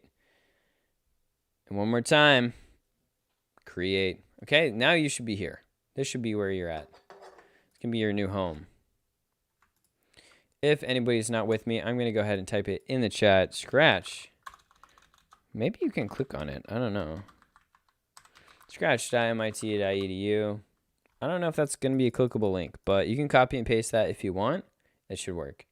Now I'm going to move my fat head and giant nose over to the other side of the screen so you can see some more of the sprite spaces.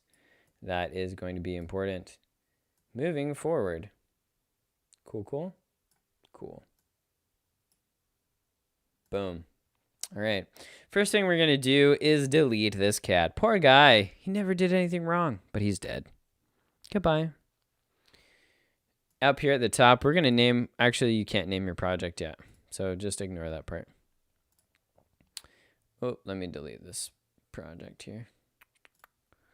All right. So what you want to do is decide what you want your clicker game to look like. Do you want it to be based on cookies, a different video game, your family? This is really your chance to choose the premise of the game. So I'll give you a couple examples of things that you can decide. This is when moms and dads and brothers and sisters can come up with crazy ideas. Are you clicking on a giant octopus and then the octopus is giving you ink points? Are you clicking on a chest and getting sweet, sweet gold coins? Are you clicking on a star? Sorry, I'm like crushing a can. Like, it's incredibly loud and like just rude. Sorry about that. Are you clicking on a star, getting star points? Are you clicking on a rainbow and getting leprechaun points? It's totally up to you. What kind of theme do you want? Okay. So what I'm going to do is I'm going to go back to the project and I'm going to click on choose a sprite. The bottom right hand corner, that's going to be that cat. And then I'm going to click on it. Bottom right corner, cat. Boom. Okay. First person to type in the chat the name of a sprite here. These are all called sprites. These are our characters. The first person to tell me the name of a sprite, I'll put it in. Boom. Lightning fast. I'll just do it. No questions asked. Is it going to be Dom? Is it going to be Dorian with the weird arms? Oh, that makes me feel uncomfortable. Is it going to be a duck? Going to be drums? Going to be this fairy elf? Going to be this dude over here? It's going to be the bear wins. Bear. Oh, okay. Let's do the bear. All right. He's looking at you, dude. Watch what happens when I... Whoa. He's not happy. He is not happy. He's beautiful, though. He's, like, majestic. Am I right? Okay, so stop with your suggestions, but I will go ahead and add the dog. I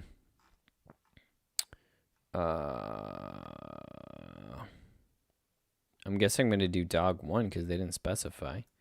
And then I'm also going to add the fairy, it looks like.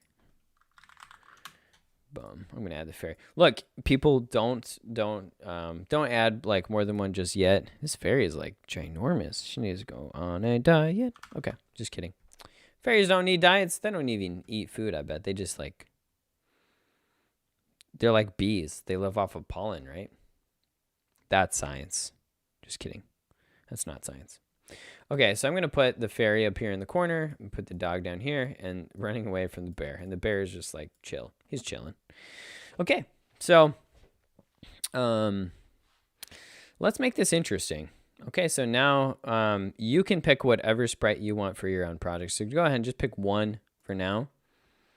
I'm trying to be inclusive, so I picked everybody's except Daniel's. All right, I'll add the dragon. You twist in my arm. I'll do it. Who doesn't love a good dragon? You know what I'm saying? You know what I mean? You gotta love it. Lots of fun stuff. But we're gonna do all of our code here on the bear, so we're just gonna forget about those for now.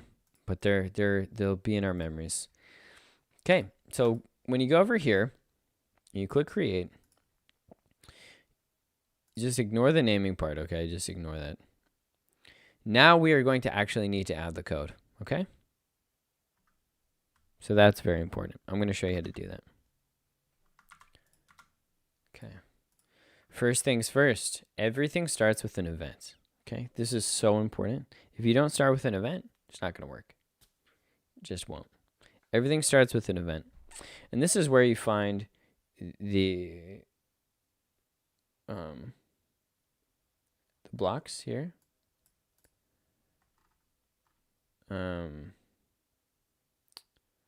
Go ahead, if you're still watching, go ahead and type in the chat. Want to make sure that everybody has is here. Okay, great stuff. Say, I'm here, Mr. Thor. You're gonna click when this sprite is clicked, you're gonna drag that in. And then what we're going to do is go down to variables. So again, when the sprite is clicked, you want to drag that in. You don't need 3 of them, just 1.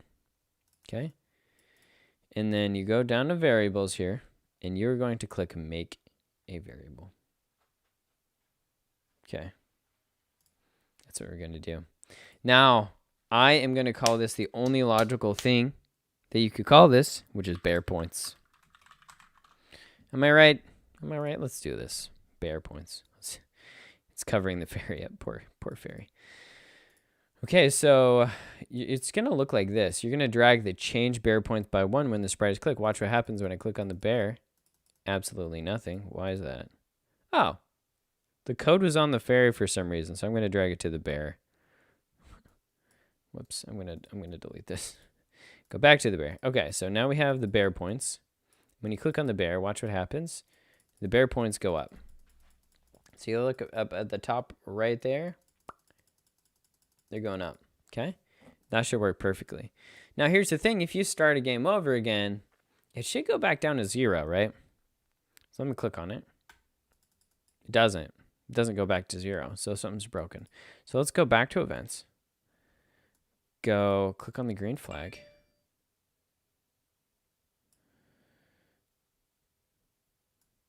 Click on that green flag. And then you are going to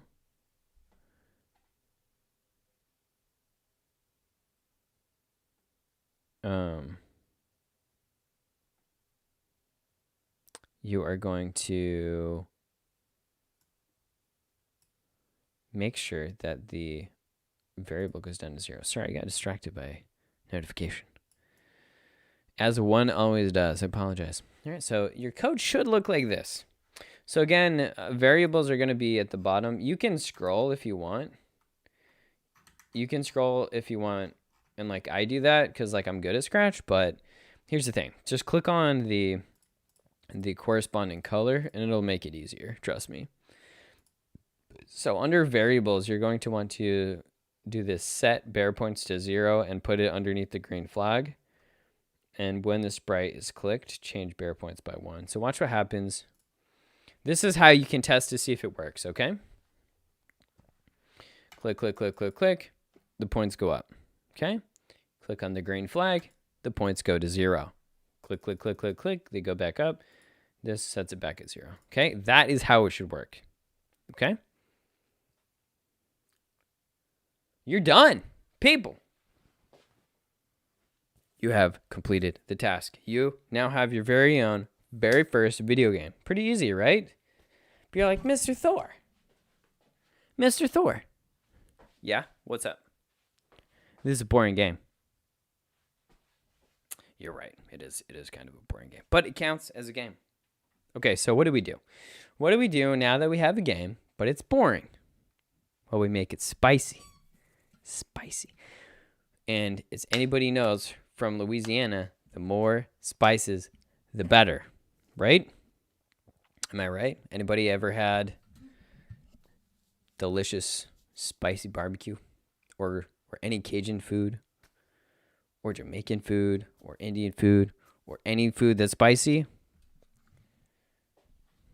Sorry, Irish people, you don't count for the spicy food. Doesn't happen. Doesn't happen up there.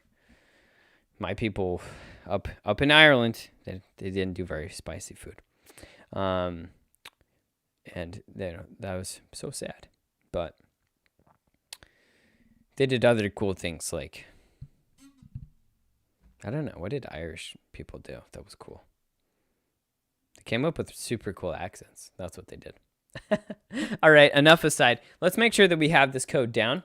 And then let's start making things interesting. So number 1, let's start putting in a backdrop. So you go to the very bottom right, click on choose a backdrop.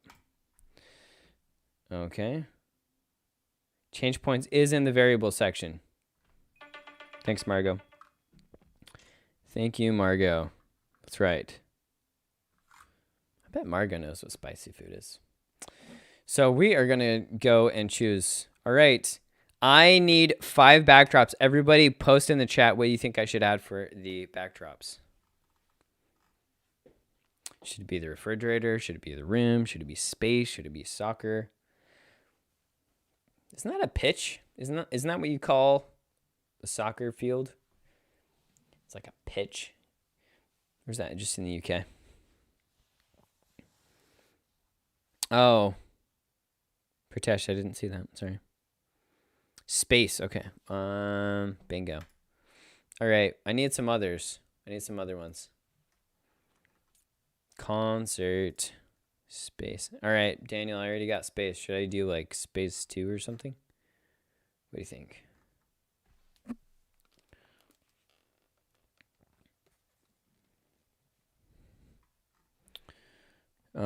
Galaxy. Was that up? Yeah, there it is. Okay. What's another one? Forest. Okay. Castle, pool. Castle 1, 2, or 3. I don't know. Or 4. I guess we'll go 1. They didn't specify. Pool. Ooh, man, I could hop in the pool right now. That'd be legit. It's like, it looks like they're walking on the pool, which I don't know. That looks realistic. All right, cool. I think we got them all. Arctic, Ashley. I don't want to leave you out here. It's the very first one. Arctic. Okay, so we got a lot of backgrounds. This is pretty cool. So I think what we're gonna do is generate different levels. So this class ends at 11:05. I'm gonna try to go over by like 2 minutes or something. But again, if you have any questions, you can always go back to the PowerPoint. Now we're just working on extra stuff. We're working on cool stuff. We're working on cool ideas. Also, I will tell you, if you just go to Paint, you can actually make your own backdrop. And if you use the paint bucket tool and then click on here, you can do like a gradient. Watch this. Oh, you have to convert it to bitmap first, but you can do like a gradient of like any color. Right? So it can kind of look, I don't know, like hipster or interesting.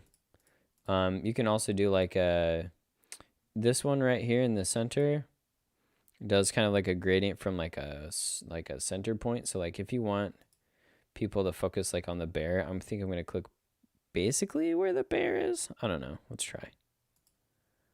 Yeah, so like almost perfect actually.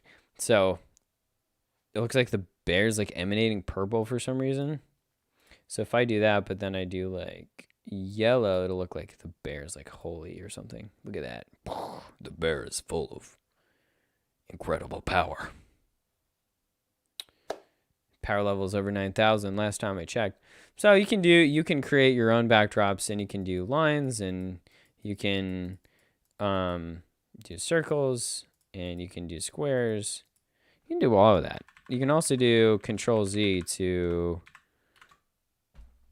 go backward, or you can use the redo and undo buttons. So this is the redo button and then the undo button. Cool. So now things are looking a little bit more rich, a little bit more colorful, a little bit more spicy, right? Hello, people. Hello, Temple of Bloxy Studios. Glad you could make it. Thank you, brother, for being here. Bedroom number 1. Ashley coming in late with bedroom number 1. We'll do it anyway. Why not? Free country. Okay, Ashley, I'm done though. No more. This is great though. We have 11 backdrops at this point. I think we can delete the boring white one. And let's add some other interesting stuff, okay? So here's the deal. This dragon, this fairy, this dog, they're all doing basically nothing, being super boring. We want to change that. We want to make them, be doing something. And yeah, so what we're going to do is set different thresholds, okay? Ooh, Mr. Thor used a big word, threshold. Just know that when you get to a certain level of points, they're going to start doing stuff. So I want you to tell me in the chat, what do you want them to do? Do you want them to fly around the screen? Do you want them to disappear? Do you want them to change colors? Do you want them to grow and shrink in size? Like, do you want them to burst into flames? Like, what? Do you want them to multiply? Like, because I can clone them. There can be like 1 million dogs here if you want. What should they start doing? What should they start doing around the screen when you get to certain point levels? Okay, so Daniel says eat a cookie. Pritesh says disappear. Eating a cookie is actually a little bit more complicated because you actually have to make the cookie. So we're not going to do that, but that's a really good suggestion, and you could do that for your project for sure. Okay, so Pritesh says disappear. So, like disappear and reappear. You want it to like go in and out, and then Stephanie says fly. So let's click over to the dragon here. Let's see if they've got a flying costume. Oh yeah. So whoops, drawing a box on the dragon. So if we go here and I'm gonna say shrink it down to like 50. So, and I'm gonna like, oh wow, this is cool. So this is like Mr. Dragon Boy. And I'm going to I'm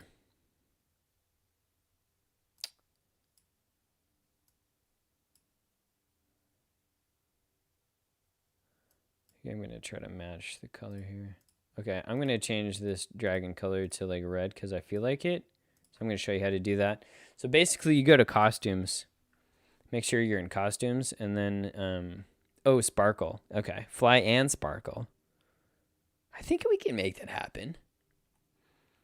10 minutes left, Sarah. Excellent, thank you. Thank you for that. So we're just trying to make stuff cool here at this point. So all of you are officially done, but if you want to, keep going with me, we can make stuff actually cool. That is the idea. Let's see, for the accent color, for like those alternates, I think we're doing that yellow. Yeah. Oh. Except his ears. No. So one thing, this is the color picker tool. So if you click on that, it'll give you basically like a sniper thing, and you just click on whatever color that you want. It'll give you the exact color that you're pointing at. So, and I'm using the paint bucket tool to change like the color of everything. So now we've got like this red and yellow dragon in the background, and I'm gonna just delete its like other costumes because we don't need them, but we want this dragon to fly. So what we're going to say is we're going to add some code. We're going to drag in this code. So be sure to copy this in, okay? When the green flag is clicked,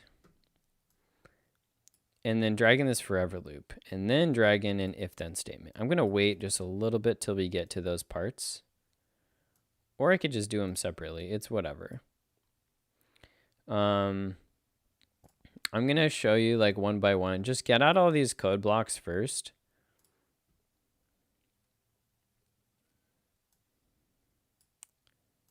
Okay. Get out all these code blocks, and then I'm going to show you how to put them together. Okay. Okay. So Pritesh says like disappear and reappear. So I think that's what we're going to do. Sorry, if I'm mispronouncing your name. I am doing my best. I'm doing my best. So again, when the green flag is clicked, underneath that's going to be a forever loop, and then an if-then statement, and then this operator deal, and then this bare points, or whatever kind of points that you've created in your project. It could be whatever.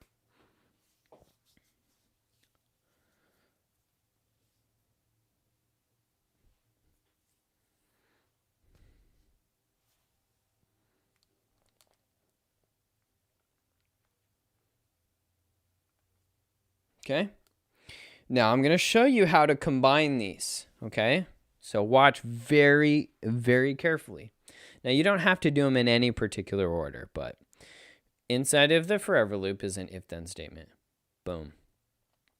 Inside of this like little kind of diamond box thing is this operator. And the operators are going to be green. Again, everything is color-coded, right? Everything's color-coded. You got the bear points here, and the bear points are, the thing that we measure everything by. Now, we want the dragon to start flying back and forth, right? Oh, you know what? I did something wrong. We're actually going to need to use the greater than, okay? Not the equal. We're going to use the greater than. I apologize. Okay, Riva, I apologize. Pritesh is like, I'm not even doing the coding. Sorry, Riva.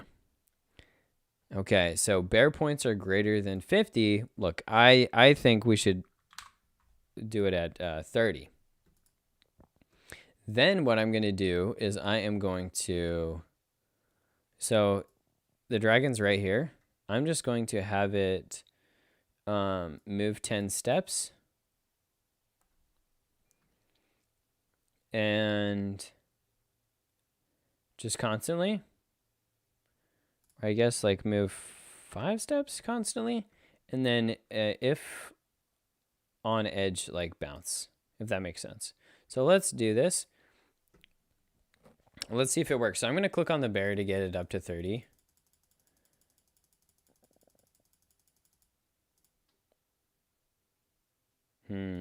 Oh, okay.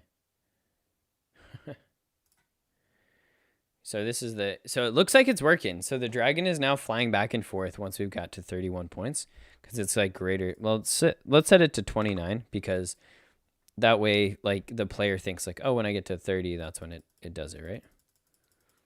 So here we go. We're going to get up to 30 again. Boom. And it starts doing this glide thing. Now, it's looking weird, though, because it looks like it's just popping upside down. So what we're going to do is set rotation style to left, right. And what that will do, I'm just going to set the bear points like with this slider deal. So now it doesn't go upside down. So this is the code that you want for the dragon or anything that you want to be kind of bouncing back and forth flying on the screen. Cool. 5 minutes. Oh, you guys are so cool. Should we do a disappearing and reappearing fairy? I think we should. Riva, what do you think?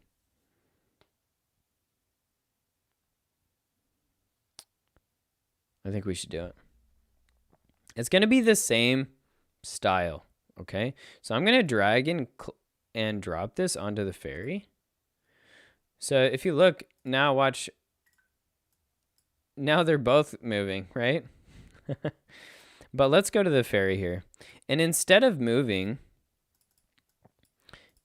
and I'm going to set it to like 14. So if you get 15 points, then she will start to.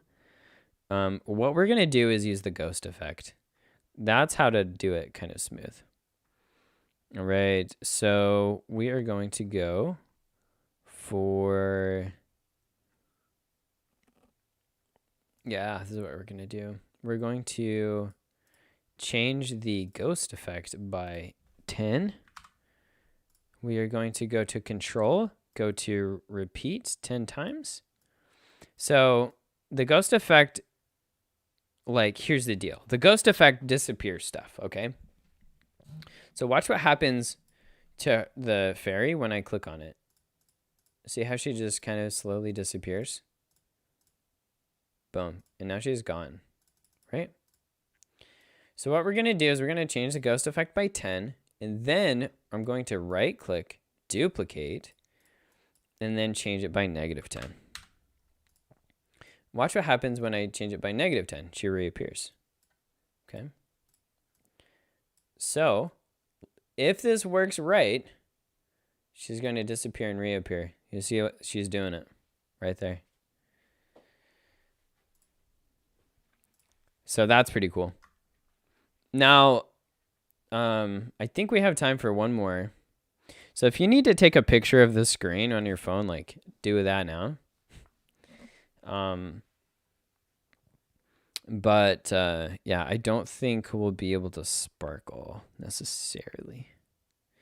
Yeah, we won't be able to. But basically, that's going to be in the animation tab. And if you want to figure out how to do a sparkle, you could probably look that up on YouTube. But basically, it's going to be like a little like kind of winking or like blinking little like star, and you can put it in somebody's eye or on their forehead or whatever. And you can have it like kind of rotate and like go in and out. And you do that by going into the costumes tab and adding different costumes, and it rotate a little bit every time, and then have the code cycle through the costumes. I can't teach you all of that today, but that's what you do. Other than that, please subscribe to the Coder Kids YouTube channel. Follow up with us, sign up for our classes later if you can. But we have free classes on, we've got a free class that I did on coderkids.teachable.com if you're interested. So you're free to go there and sign up for our free course there that I did. I run Coder Kids. If you want to follow me on Scratch, I am Speedy Thor. I have a lot of cool projects that are a lot more complicated than this one is. We didn't even add sound or sound effects or anything like that. So, and we also have a podcast, the Coder Kids podcast. Goodness, we do so much. We do too much. But thank you so much for joining us. Please message me on Scratch and say like, hey, Mr. Thor, these are my projects, and share your projects with me on my page. I'd love it if you could do that. And I'd love to check out your projects and see what you've created. In order to share your projects with me, you do have to create a Scratch account. So, yeah, that's basically it. Without further ado, I have got to see you later. Stay 100% awesome. Be cool. If you do have any questions in the future, feel free to call the Coder Kids phone number or send me an email at james@coderkids.com. My name's James, or Mr. Thor, but that's who I am. Thank you so much again. And that's basically it. Yeah, now's your time to go find your very next class. I hope you have a blast, and I hope we can have fun in the future together. And goodness, we also have a public Minecraft server too. So if you want to join that, you're welcome to do that. But all right. Thank you, Stephanie.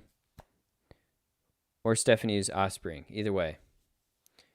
Again, I know a lot of people are using their parents' YouTube's accounts. If I'm like calling you by your parents' name the whole time, like, I apologize. All right. You people are awesome.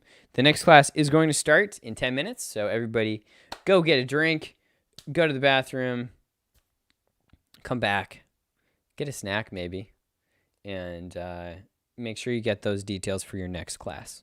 So, all right. Until next time, I'm going to switch to the be back soon. All righty. Bye-bye.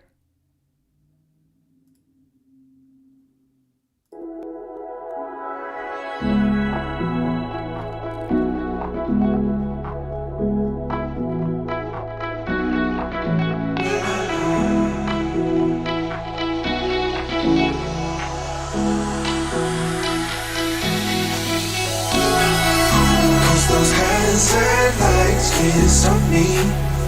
I'll just hold on for dear life.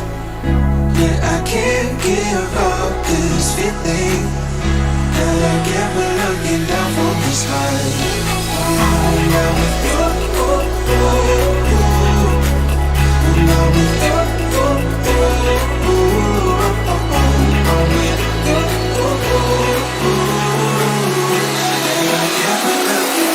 This high.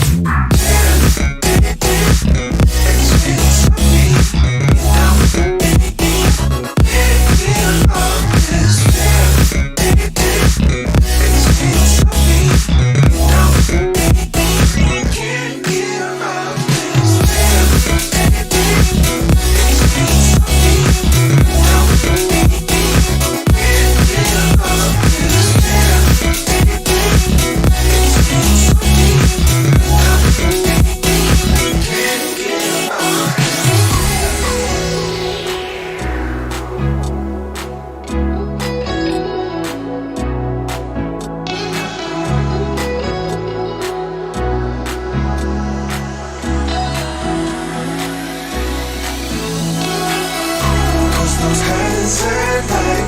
kiss on me. I'll just hold on for dear life. Yeah, I can't give up this feeling that I get when looking down from the sky.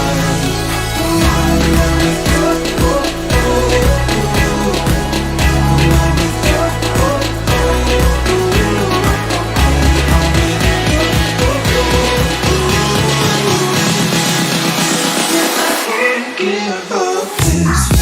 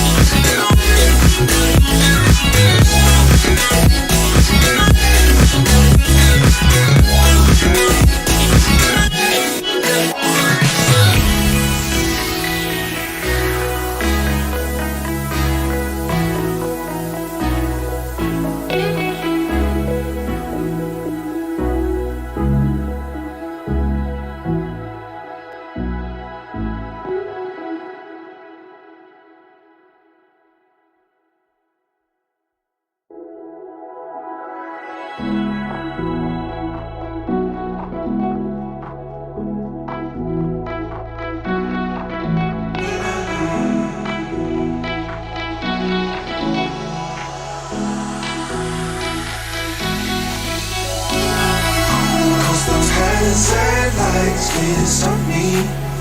I'll just hold on for dear life. Yeah, I can't give up this feeling that I get when looking down from the sky. Now with you, now with you,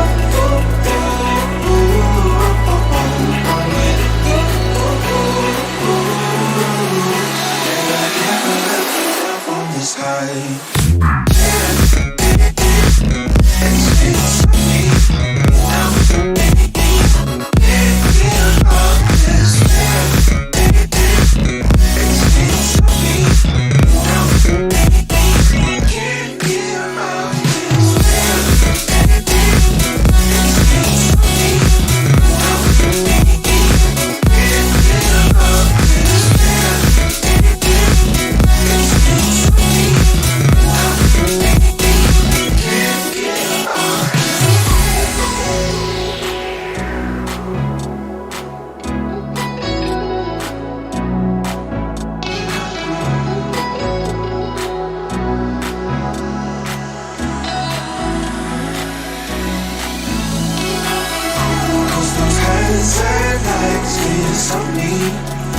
I'll just hold on for dear life. Yeah, I can't give up this feeling that I get when looking down from the sky.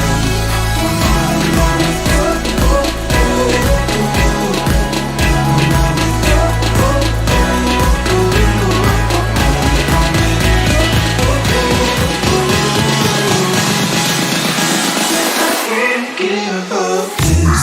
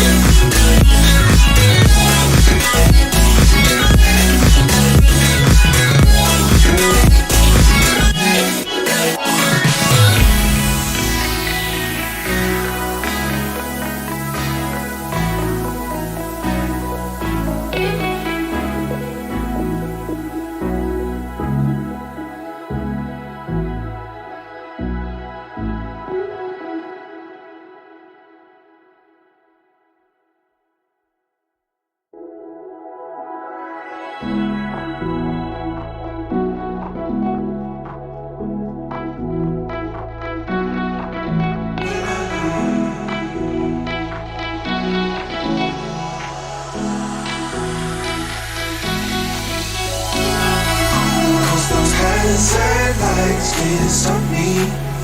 I'll just hold on for dear life.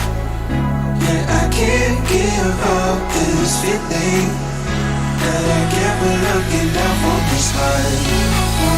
Now with you, now with you, and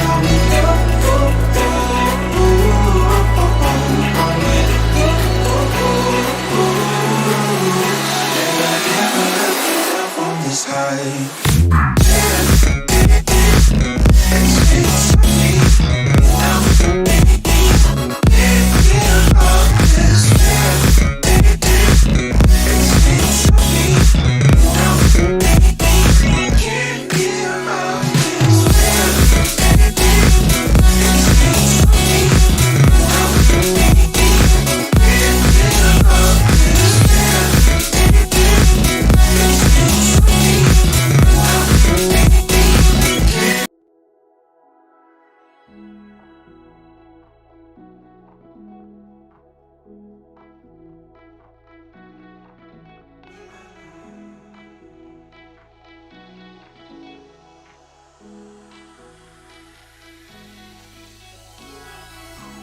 Those hands and legs can't stop me.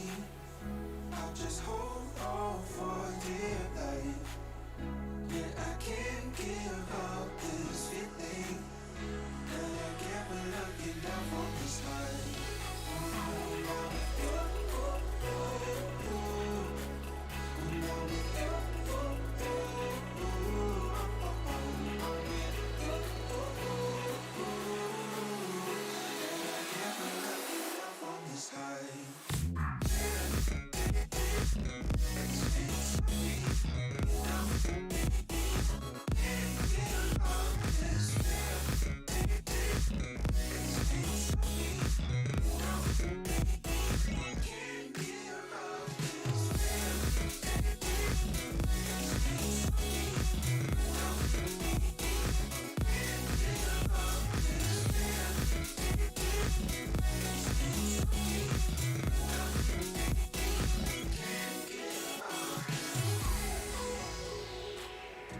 All right, everybody. If you are here for making your own video games, you are in the right place. Excuse me. Trying to eat a quick snack so that I'm fresh for you. I got energy. I got what you want right here. All right, we've got 10 people in the class. 10 people in the class. We need a couple bit. Couple bit ain't a phrase. Nobody says that. We need a couple bit more. You're in the right place. I am James Thornock, aka Mr. Thor, aka Speedy Thor. We're gonna get into it after I drink some water, because you don't want me dying on you. That'd be bad. Be like, what happened to the Cody Kids class? I don't know. He died. He got like halfway into eating a sausage McGriddle and then he perished because he didn't have water. Drink water, kids. That's good for you. I normally don't like plastic bottles, but here's the deal. All my pipes in this house are broken, so I don't have a choice. I live in Katy, Texas, not far from y'all, in Fort Bend, and all my pipes, they broke. Man, not fun. But it's okay. We figure things out. We make it work. I get a green screen. You're beautiful. Let's get to it. All right. It's kind of... looks like the music's kind of fading away here. That'll work. So let's get into the topic for the day. First off, you are going to need to tell me. Well, yeah. Why don't you go ahead, post in the chat what your favorite show is right now, what your favorite video game is that you're playing right now these days. Is it WandaVision? Is it The Mandalorian?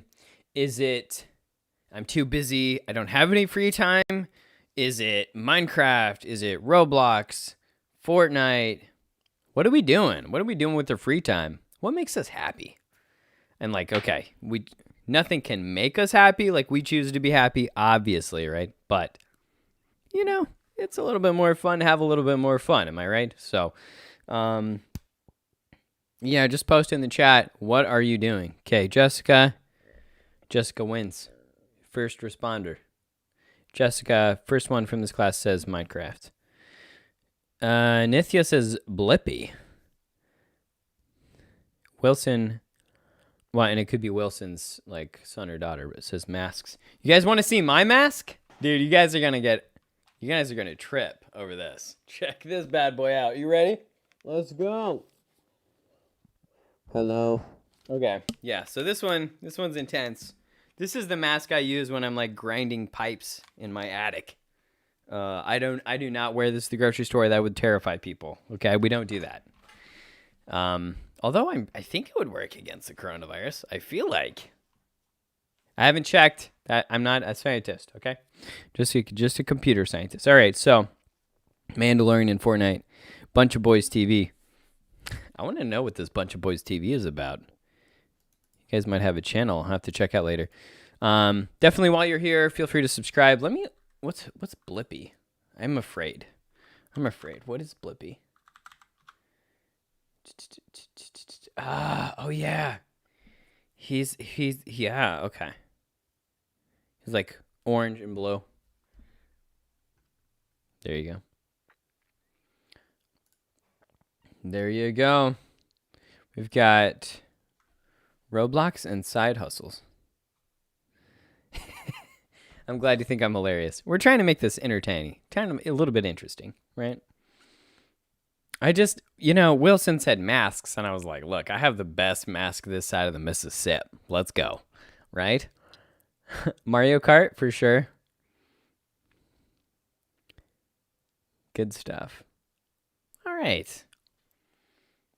I wonder, like, is that Mario Kart 7 on the Wii, or is that Mario Kart 8? Because there's, they've had Mario Kart since, like, Mario Kart on the Super Nintendo, I think. This is where it came out, so it's been a while. Ah, okay. Bunches of Toys TV reviews toys and video games. Tight. PJ Masks. Oh, okay. It's an animated series. Ah, okay. I took it too literally. Yeah. PJ Masks. That's different. Oh, wow. Yeah.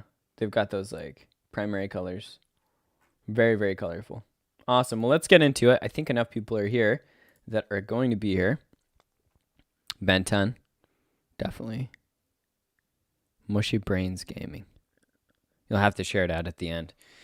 And definitely, so subscribe to our YouTube channel if you want to kind of stay up to date with us. We have a Coder Kids podcast where we kind of decrypt technology, and then we also do kid-friendly game reviews, so you can kind of see what's inside a video game and if it's kid-friendly or not. But without further ado, let's jump right into it. So there we go. So we are going to run through the slideshow here. If you have already gone through this, please bear with me, have patience, and we're going to make a good time of it. Like I said, I live in Katy, so I don't know why that matters, but I'm your neighbor. That's what I'm trying to say. I'm your neighbor. So patience is key. So what we're going to do today is you're going to create your very own video game. So you get to own it. You get to keep it forever. I mean, forever is a superlative word, so maybe not forever, but pretty close to forever. And you'll get to learn how to code. So let's get to it. I'll go ahead and show that there. Cool. All right, so we're going to hop to it. This is me when I had hair, which I obviously don't now, because the coronavirus, you either got really long hair, you cut it yourself, and you know what? The easiest way to cut your hair is just to do all of it. So that is what I did. Basically, we already did the fun TV show, so we're going to jump right into the nitty-gritty, the fun stuff. Let me go ahead and move my bald head out of the way here. There we go. So why is coding important for the future? Okay. So this is not only important because it's fun to make your own games, which obviously, come on. It's also useful because in 2019, there were 213,000 jobs in coding. It's like such a big number. Like, it's really hard. If you put 213,000 people in Fort Bend, maybe they have 213,000. I don't know. It's a lot of people. It is a lot of people. The median pay, which is somewhere around the middle, is $86,550 yearly. Okay, you got to take taxes out of that, but it's not a bad number to have. It's not a bad job. We'll just say that. And that's the middle number that you make. So you can make less than that, and you can make more than that, but that's kind of in the middle, right?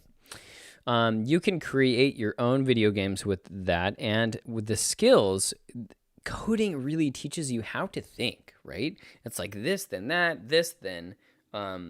If this is true, it's just very logical, and we're going to go through some of those logical steps today, and you're going to get smarter by the end of today. Stick around. So let's go to the next one. All right, so you are going to have 60 seconds to do what? Mr. Thor, what are we doing? You are going to count the number of computers in your immediate vicinity, meaning in your room, how many computers are there? Okay? A computer is something that takes an input and then processes it and then does some kind of output. All right? I'll give you hints, but we're going to start the countdown in 3, 2, 1. Did I do a countdown to a countdown? Oh my goodness. Boom. Go around, look at you. Well, look at you? No. Look at all the computers around you.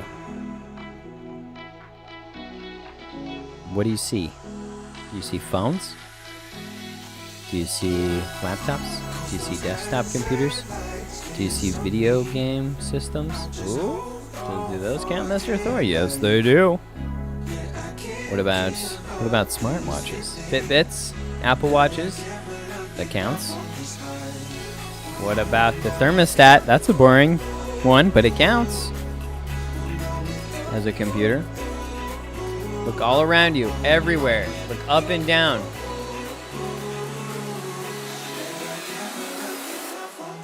The printer? Is the printer a computer? Yes, it is.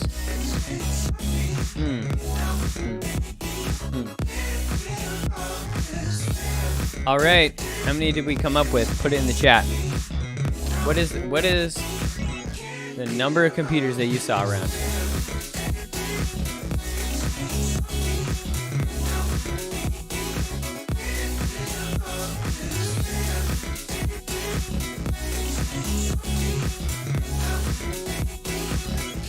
My guess is if you type 3, you're wrong. I'm not trying to be judgmental, but I think there are more than that. I think there are more. 0? You're just being funny, because you're watching a computer. You're watching this on some kind of computer. Unless you're like telepathic and you're just like listening to my thoughts. You're like mind reading me from Fort Bend. 10 sounds more about right.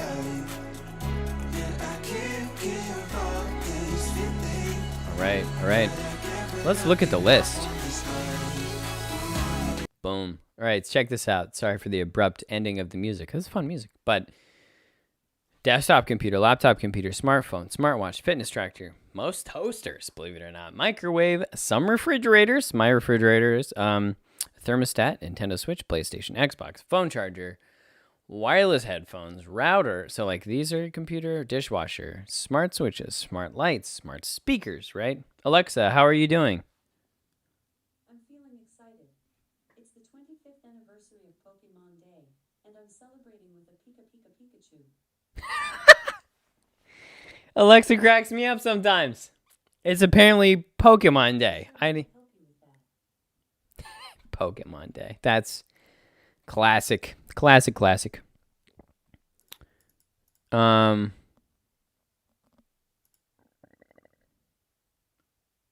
Okay. So anyway, Arjun, definitely you've got 10. I see you've got 10. Yeah, that's a lot. Yeah, so we have a lot of computers around us. And here's the thing. All of these devices, all of them. Oh, did I chop off my own hands? Whoops. All of them need code to work. And they need coders. What is code? All right, everybody, I want you to get in the chat. And I want you to type the same thing. We're just going to spam the chat with this definition. Coding is, so I'm going to type myself. I'll set a good example. Coding is writing instructions for computers. Boom. Put it in the chat. I want to see at least 10 people chat that. This is because I want it to get in your head. Coding is writing instruction for computers. That's what it is. You're making yourself the boss. You're making yourself the boss, and you are telling the computer what to do. That's your job.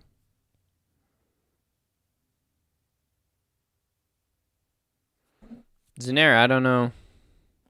It says your message is restricted. I'm not sure what's going on.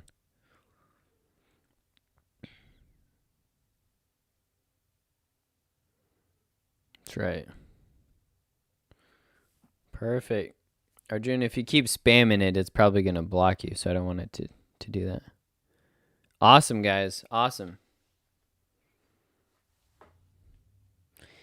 You guys are like so into this. Let's actually get into building a video game, shall we? Let's get to it. Arjun, I think we're good. I think you stop it now. All right, buddy. You're on thin ice. I don't want to have to hide you. I want you to be a part of the lesson, okay? So if you stop, you can keep being a part of the lesson, all right? So, here are the different parts that we're going to play. Here's the deal, okay? First things first. If you're a kid, you're the coder. You're the one who's building the game. Adults, you are the code checkers and the computer helpers and the idea givers, okay? So you can help guide and steer and help out that way. But you're going to let them do kind of hands-on, all right? And then if you're a brother or sister, you can code too. But if there aren't enough computers, you guys have to kind of play rock, paper, scissors to figure out who's doing it. And then y'all can help on phones. You can send them pictures and funny things they can add to their project, okay? So first off, let's go to scratch.mit.edu. I'm going to go ahead and put that in the chat, www.scratch.mit.edu. Boom. So go there. Go to that website. And then we're going to get started. So I'll show you over. Holy cow. Where's my cursor? There it is. So I'm going to go and I'm going to type it in. Scratch.mit.edu. It's going to be super tiny if you're on a phone. You can't see it. That's why I keep saying it out loud.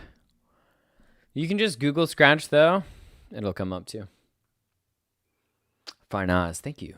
Thank you for sharing. There's going to be some more participation. I want to make sure that y'all can participate. Sorry, those P's are a little bit close to the microphone. I apologize if I'm popping the microphone too much. Arjun, I'm super glad you like Scratch. Have you been in one of our classes before? I feel like maybe you have. Let me know in the chat. You're going to click on this button up here, top left. It says Create. Just kidding. It says create. Okay. Smash that. I love how we say smash. In real life, you really don't want to smash stuff. Then you have to pay for it. It'd be bad. I do not want to break stuff in real life. Just on the internet. So you should come to this lovely screen here. There should be this blank area in the middle. You should see these code blocks on this side. And you can drag these in. You can just drag. Oh, that's a little zoomed out. So I'm going to zoom in so you can see these bad boys. So you can drag in as many code blocks as you can. These all do different things. I have no idea what I'm doing right now. Let's click on it. See what happens. Whoa. he's like, what's going on? He's doing all those things. I think if I click on it and then I move my mouse pointer. Anyway, so you can, these things click together like Legos. Again, go to scratch.mit.edu, go to the top left-hand side, click create. That's how you're going to get here. First thing we're going to do is going to delete Mr. Sprite number 1. His name is Scratch. And now he's dead. Too bad. And now I'm going to get myself out of the way here. I'm going to teleport. Ready? 1, 2. I just teleported. Pretty cool, right? Like, don't you wish you could teleport? But not everybody's got superpowers. So, I'm sorry, kids, if this is cringy. I'm just trying to have some fun. Just trying to do that. Okay, so at the bottom right, you're going to click choose a sprite. You're going to actually tell me, first person in the chat that wants to, tell me what sprite I should choose. It's up to you. My destiny is in your hands. Might I choose the ghost, the fruit platter, the cheese puffs? Please not the line. Please not the line. Lightning, laptop, ladybug, Luca, octopus. Whoa, Mr. Octopus got like a lot of cups. Look at that. Pants? Just like literally pants. That is funny. Okay, dragon. Dragon it is. Where's Mr. Dragone? Here we go. What else are we adding? The frog. Okay, we'll do the... Why can't I? There we go. It's alphabetical order, James. Mr. Thor. The goblin. Mr. Goblin.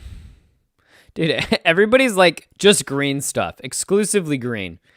I love y'all. Seriously, everybody chose green stuff. Like, was that was a happy, that's what Bob Ross would call a happy accident. The button. Let's see what other green stuff. Convertible too. But it's an old school convertible. Let's see. Y'all really chose like all the green stuff.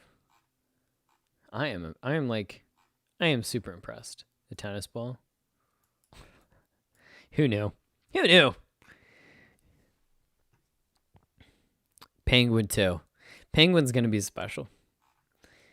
Penguin's gonna be so special. He's gonna be like the only non-green.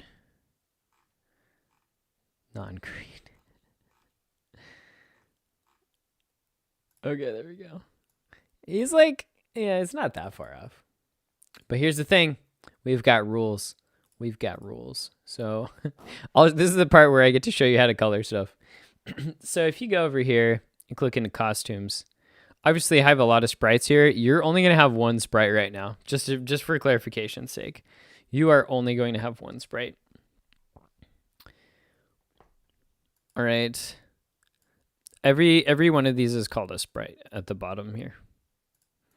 I'm going to click on the penguin, and I'm going to click on the paint bucket tool, and I'm going to click on fill. Okay. And he's got to be green. Sorry, it's the rules. It is the rules. I don't know. We'll keep his beak color, I guess. But this, we'll just say like a light green for the, he looks terrible. Poor penguin. What have we done to you? What have we done? Maybe we'll do a dark green. Maybe it'll be nice. Okay, that doesn't look as cancer inducing. So that looks better. It looks very strange, let's be honest, but he now fits the theme. Goblin, you're not green enough, I think. There we go. So we're just gonna green you up, buddy. Okay, this has nothing to do with coding at this point. This has to do with animation skill. Is he a German goblin? Why on earth does he have like the... Yeah, I swear, he looks very German. Interesting. All right, he is now the Green Goblin. Spider-Man jokes. Spider-Man jokes. Okay, all right, I'm done. Man, I am too excited today, and believe it or not, I have not had any caffeine. Isn't that a miracle? It's a miracle. So let's get into coding, people. Let us not waste any time. Let's go to events, and we're gonna drag in when the green flag is clicked. Okay, so here's the truth. I'm gonna put this button in the middle. I'm gonna go to this dragon. I'm gonna flip him around super fast. There we go. I'm going to shrink him down to 40%, put him in the corner. Okay, now this green button's in the middle. We're going to just switch things around, drag them so that they look good. In the background? Yeah, what background should we do? I'm thinking I'm actually just going to paint a background. And I'm just going to use the paint bucket, convert it to bitmap, and we are just going to go... we're just going to go with like a very deep dark red. Let's see if... Ooh. I don't think that looks good. What if we do a super light? Like barely red. Does that work? Or do we just stick to white? What if we do kind of like a gradient? You can do a gradient. So if you want to do a gradient, you click up here. And you can like do different colors and stuff. So let's just go from this like pale green yellow thing to like this pale, I don't know, it's probably gonna look terrible. It does. And then congratulations, James, it looks terrible. Mr. Thor. Man, I keep calling myself by my first name. I gotta give myself some respect. Okay. Let's go to like a hard yellow. And let's go to like a deep red. Okay, let's go. Worse. Definitely worse. I might just give up. We might just go to... That looks too saturated. You know what? We're giving up. We're going back to white. We'll change it later, people. We'll change it later. I'll need your help changing it. Let's go back to the code. I'm going to go on the button, okay? The button is going to be my main sprite. You are going to have a similar sprite where you add all your code. Let's go ahead and add in when the green flag is clicked. That's under events. So it's going to be the yellow one. On the left side, you can click on events. Okay. We don't have a ton of time left, so I want to make sure that we all get to this point. When the green flag is clicked. Okay. When the sprite is clicked. Now, this is just these are triggers. Think of these like triggers. Then go down to the variables. Okay, and we are going to click on make a variable. Variable is going to be the orange section here. Deep breaths.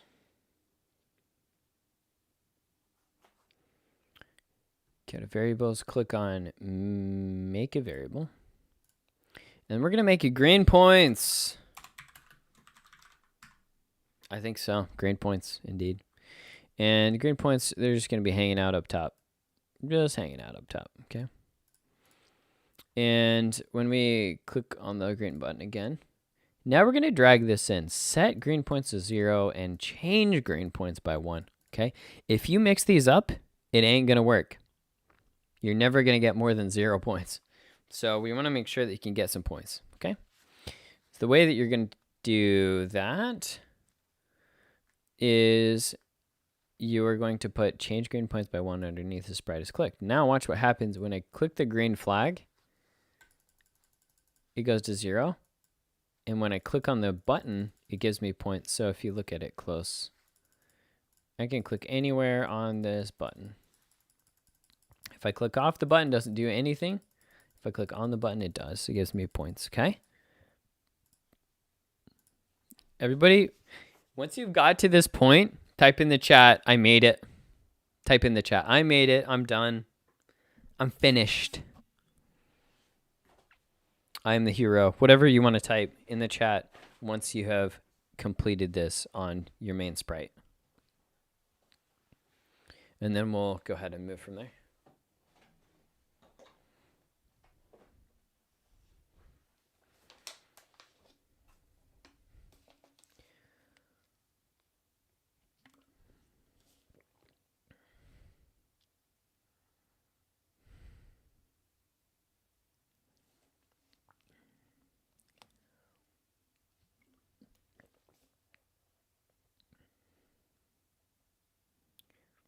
All right, let me know when you're done. Put it in the chat. Zanera's done. Farnaz, da. What is da? Did I say da or something?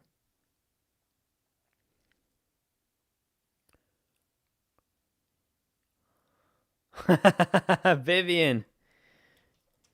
Nailed it. Yeah, you can change it by any increment you want. Okay, so once everyone's at this point, we're gonna... Okay, bunches of toys. I guess you could tell me what your name is, but what you're going to do is the Sprite is clicked button. So you go to events, and it's the third one down. It's this one. It was the German goblin saying, yeah. Da. Jawohl. That's what they say, right? My dad speaks German. I don't. I speak Russian, believe it or not. Crazy, right? But not German. Okay, so that's where you find it. When the sprite is clicked, you just drag that bad boy in. Okay?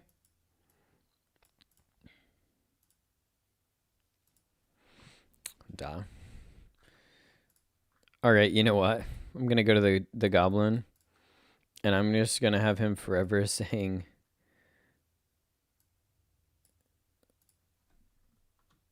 Duh. So now the goblin is just like forever saying duh. So it's official. It's canon.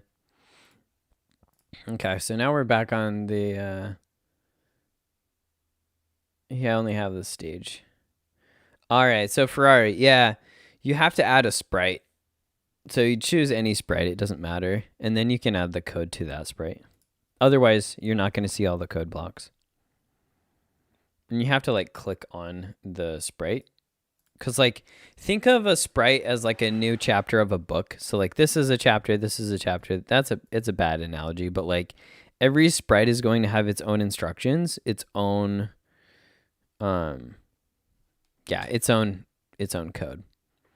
So that's how you do it, Ferrari. Perfect. I'm gonna save.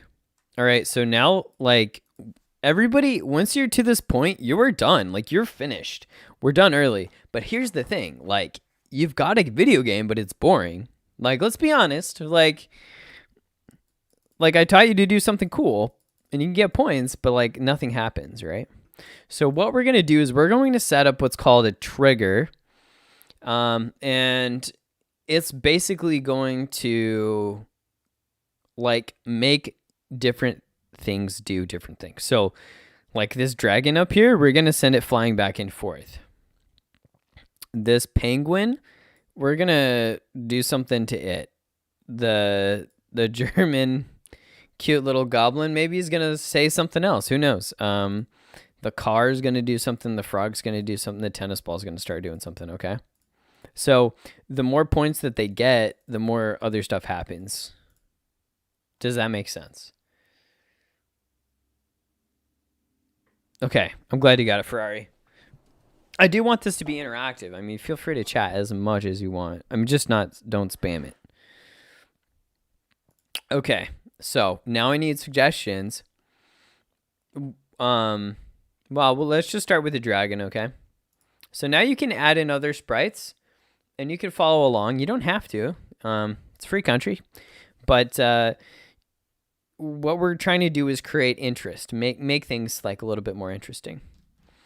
I think, what I'm going to do is I am going to play the sound pop when I click this. So now I get a little, I get feedback for when I get points. So you can include a sound if you want. You can even include background music if you want, which I don't think we're going to get to today.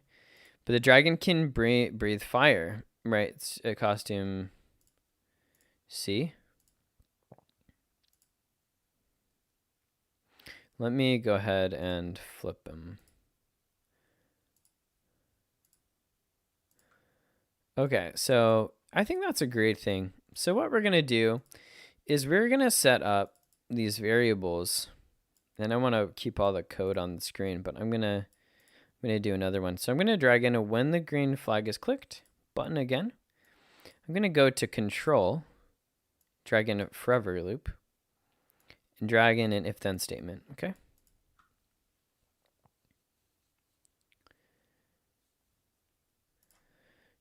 So make sure to drag these in. And then also go to operators. And then I am going to say if it's equal to. I'm going to drag this. And then I am going to have my green points.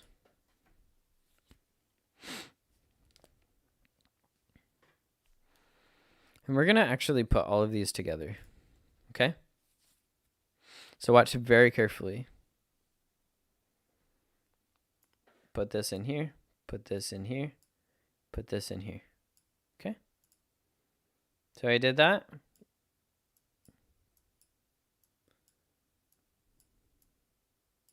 Now the interesting thing is you could put it here or here. It actually doesn't matter. And I'm going to set this to, like, I don't know, let's say 10. Let's say 10. And now what this is going to do is it's going to trigger. It's going to trigger something.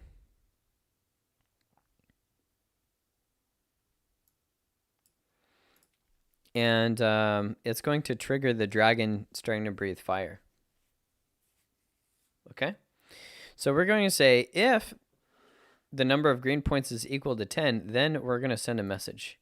So we're going to broadcast a message 1, but we're going to call it, we're just going to call it dragon.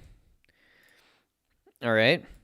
This is going to make sense, but messages are ways for sprites to talk to each other. Think of it like that. So it's going to broadcast dragon. And then I'm going to go back to control, and I'm going to scroll down and then put stop this script.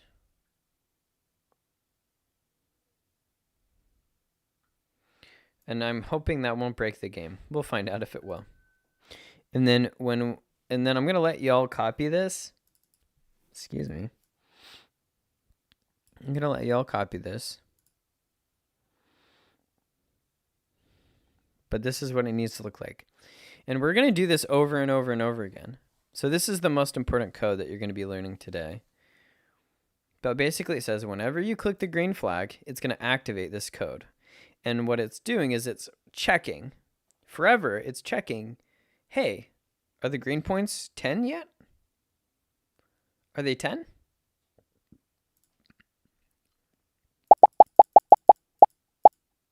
Now it's 10, so it's going to trigger this. It's going to broadcast that dragon message and stop the script.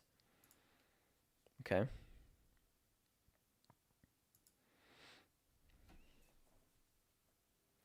You know, actually, I think I'm going to take this stop the script out. I think I changed my mind.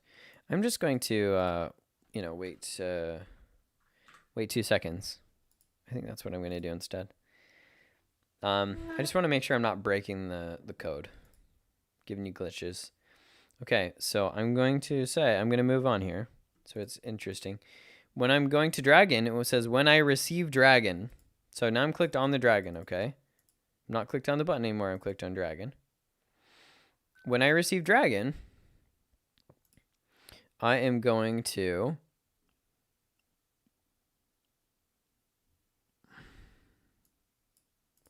say, check out these flames for 4 seconds. And then what's it going to do? It's going to switch costume to next. It's going to just do next costume. And basically forever. So let's see if this works, okay? check out these flames. And wait for it. Wait, what's happening? Oh, you know why? That's because I haven't clicked anymore. So if you click like 11, then maybe... Oh, no. Oh, that's bad. Oh, dear. Okay, you know why it looks like that? A couple of reasons. Number one, we're not putting in any wait command here. So if we put like a 0.2 wait command, then that looks a little bit better. But the problem is with the costumes. So if we go in here, I think we should just delete this. And we should duplicate this. Okay, so here we have the fire. So on one of them, we want the fire to like not be there. Holy cow. So I'm gonna actually rotate the head. So it goes. So then let me actually make this bigger just so we can see it for now. Here's like, so you see that like there's like some movement going on. I'm going to duplicate this one. And I'm going to rotate the head a little bit further down. And I am going to make the fire bigger. And I'm going to rotate it here.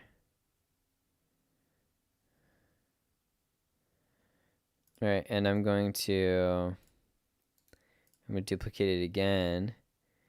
And I'm going to rotate it just a tiny bit more. And then I'm going to like just cause it to be like so huge. See that? So that is something that you can do if you right click on stuff or you do 2-finger click. Thank you so much, Sarah. You're awesome. Then you can duplicate these things and make cool effects. So Vivian, friggin' excellent job with your suggestion. So now what happens is I'm going to shrink this dragon. I'm going to name the dragon Vivian. Because, you know, to honor our friend.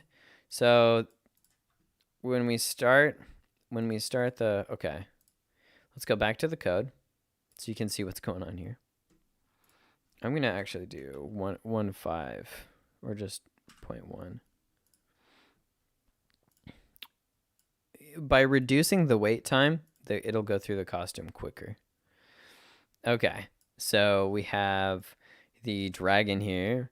We have, here's the thing. I want the first costume.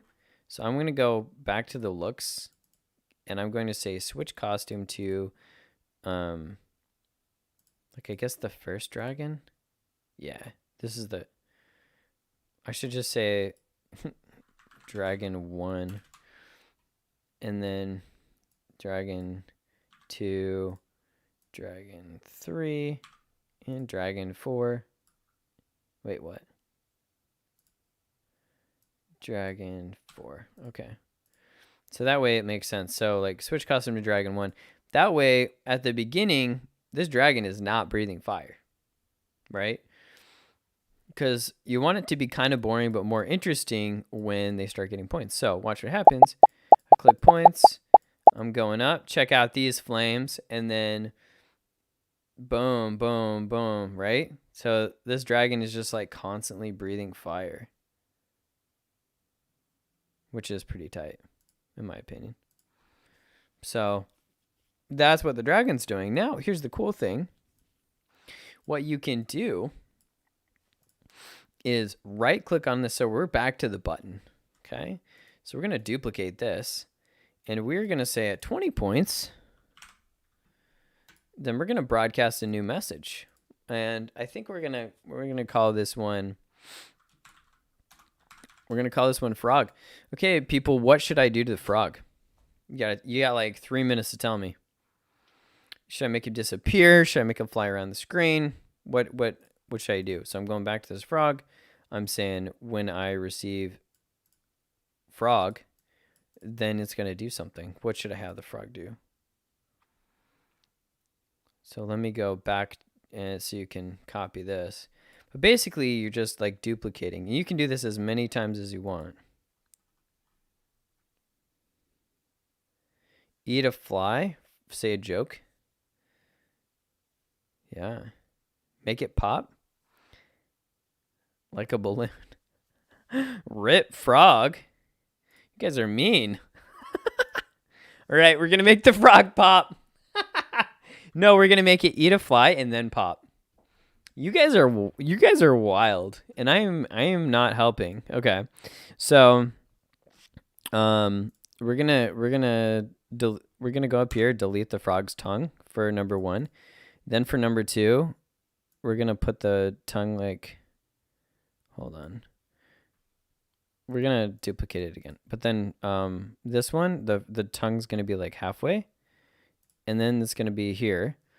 But there's going to be like a little, I guess like a little black fly, I guess. It's just going to be like a tiny dot, honestly. If I'm being honest. Okay. It's just like, oh, this is terrible looking. Sorry. Sorry for all you artists out there who are actually good at this kind of thing. Okay, there's their fly. It's gonna count. It's gonna work. Okay, so we're gonna duplicate this, and then, oops. I'm gonna drag the select tool. 5 minutes left. I'm nervous. Okay, so then the frog sticks it with his tongue. And then I'm gonna duplicate it again. And then it's going to like, I'm going to select both of these and I'm going to like bring them in. Yeah. Oh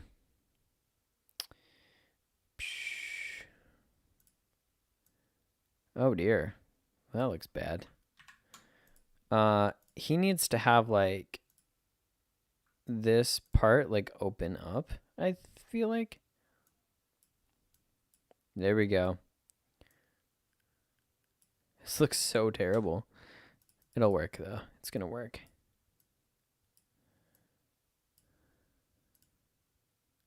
Just gonna delete that. There we go.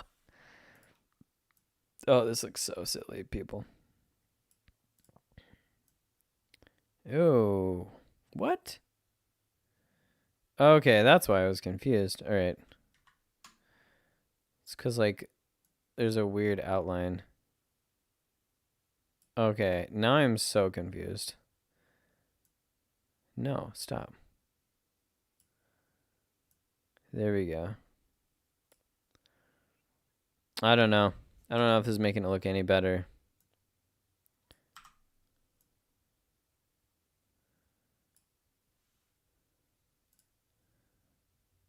Okay, this looks so weird. Stop moving the whole thing.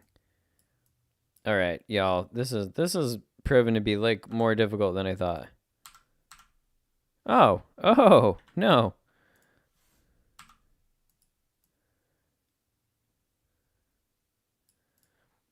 Okay, we'll just do that. And then we're going to duplicate. Actually, I'm going to duplicate this one again.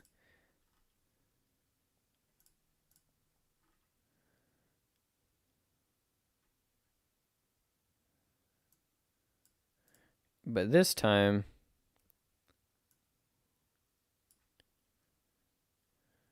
we are going to delete this stuff. Because he's just like, he's happy frog now. And then I'm going to delete his eyes real quick. And I'm just going to put, just like happy black lines for his eyes. Like he just ate the, there we go. He just ate the fly, so he's like happy. All right. Well, that took more work than I thought, actually. But same thing like the dragon, we are going to, when the green flag is clicked, click on looks. Switch costume to frog 1. And then when it receives frog, he's going to switch to the next costume.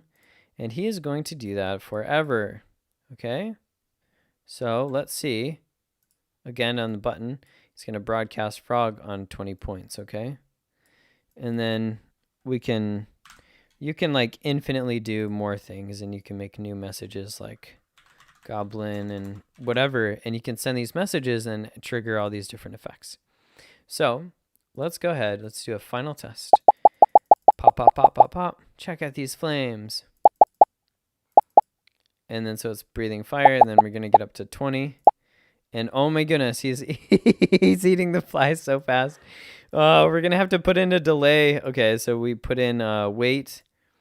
Let's say like 0.1 seconds maybe. Let's see. Yeah, kind of like.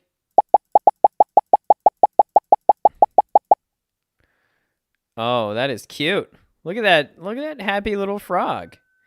So that's pretty cute.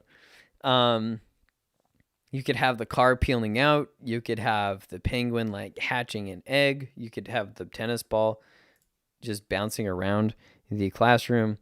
Look, we have 1 minute left. People. Definitely follow me. I'm Speedy Thor. You can see kind of in the top right hand corner. Maybe not. Right here, Speedy Thor. I'll go ahead and put that in the chat. Feel free to follow me on Scratch.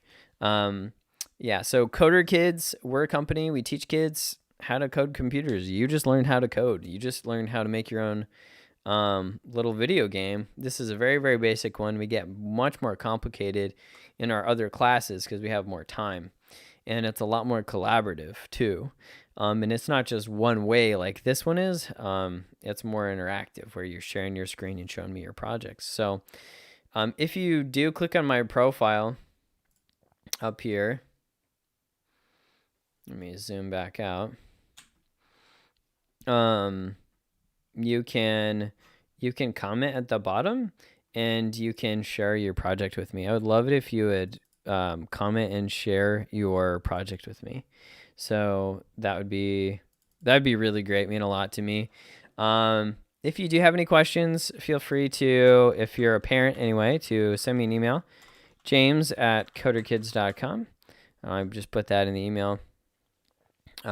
There, please subscribe to our YouTube channel. We do podcast. We have a podcast. We're 32 episodes into it right now. We have YouTube videos that relate to kid-friendly game reviews. So we talk about video games and if they're safe for kids.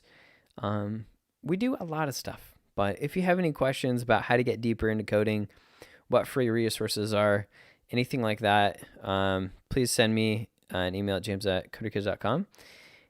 And all right, Jessica. But other than that, giant, big honking thank you to Fort Bend and all that y'all have done, and the community program that got the grant for this and hosted this. I'm glad that we could bring this to you on a Saturday, a week after, everybody's pipes froze and we couldn't be together. I'd love to see you in person someday, but as it is, this is, what we had. Other than that, y'all are awesome, and I thank you for your patience. And if you have any other questions, feel free to type them in the chat. Thank you, Arjun. But other than that, I'm just here as a resource to help you and to help your kids learn coding. And if there's anything I can do, like that is what I live for. That's what I want to do. And so, yeah, just let me know. We also have summer camps on our website, coderkids.com. And I'll post that there too. But again, just giant shout out to Diane, Sikander, to Success Zone, to Fort Bend Community Education.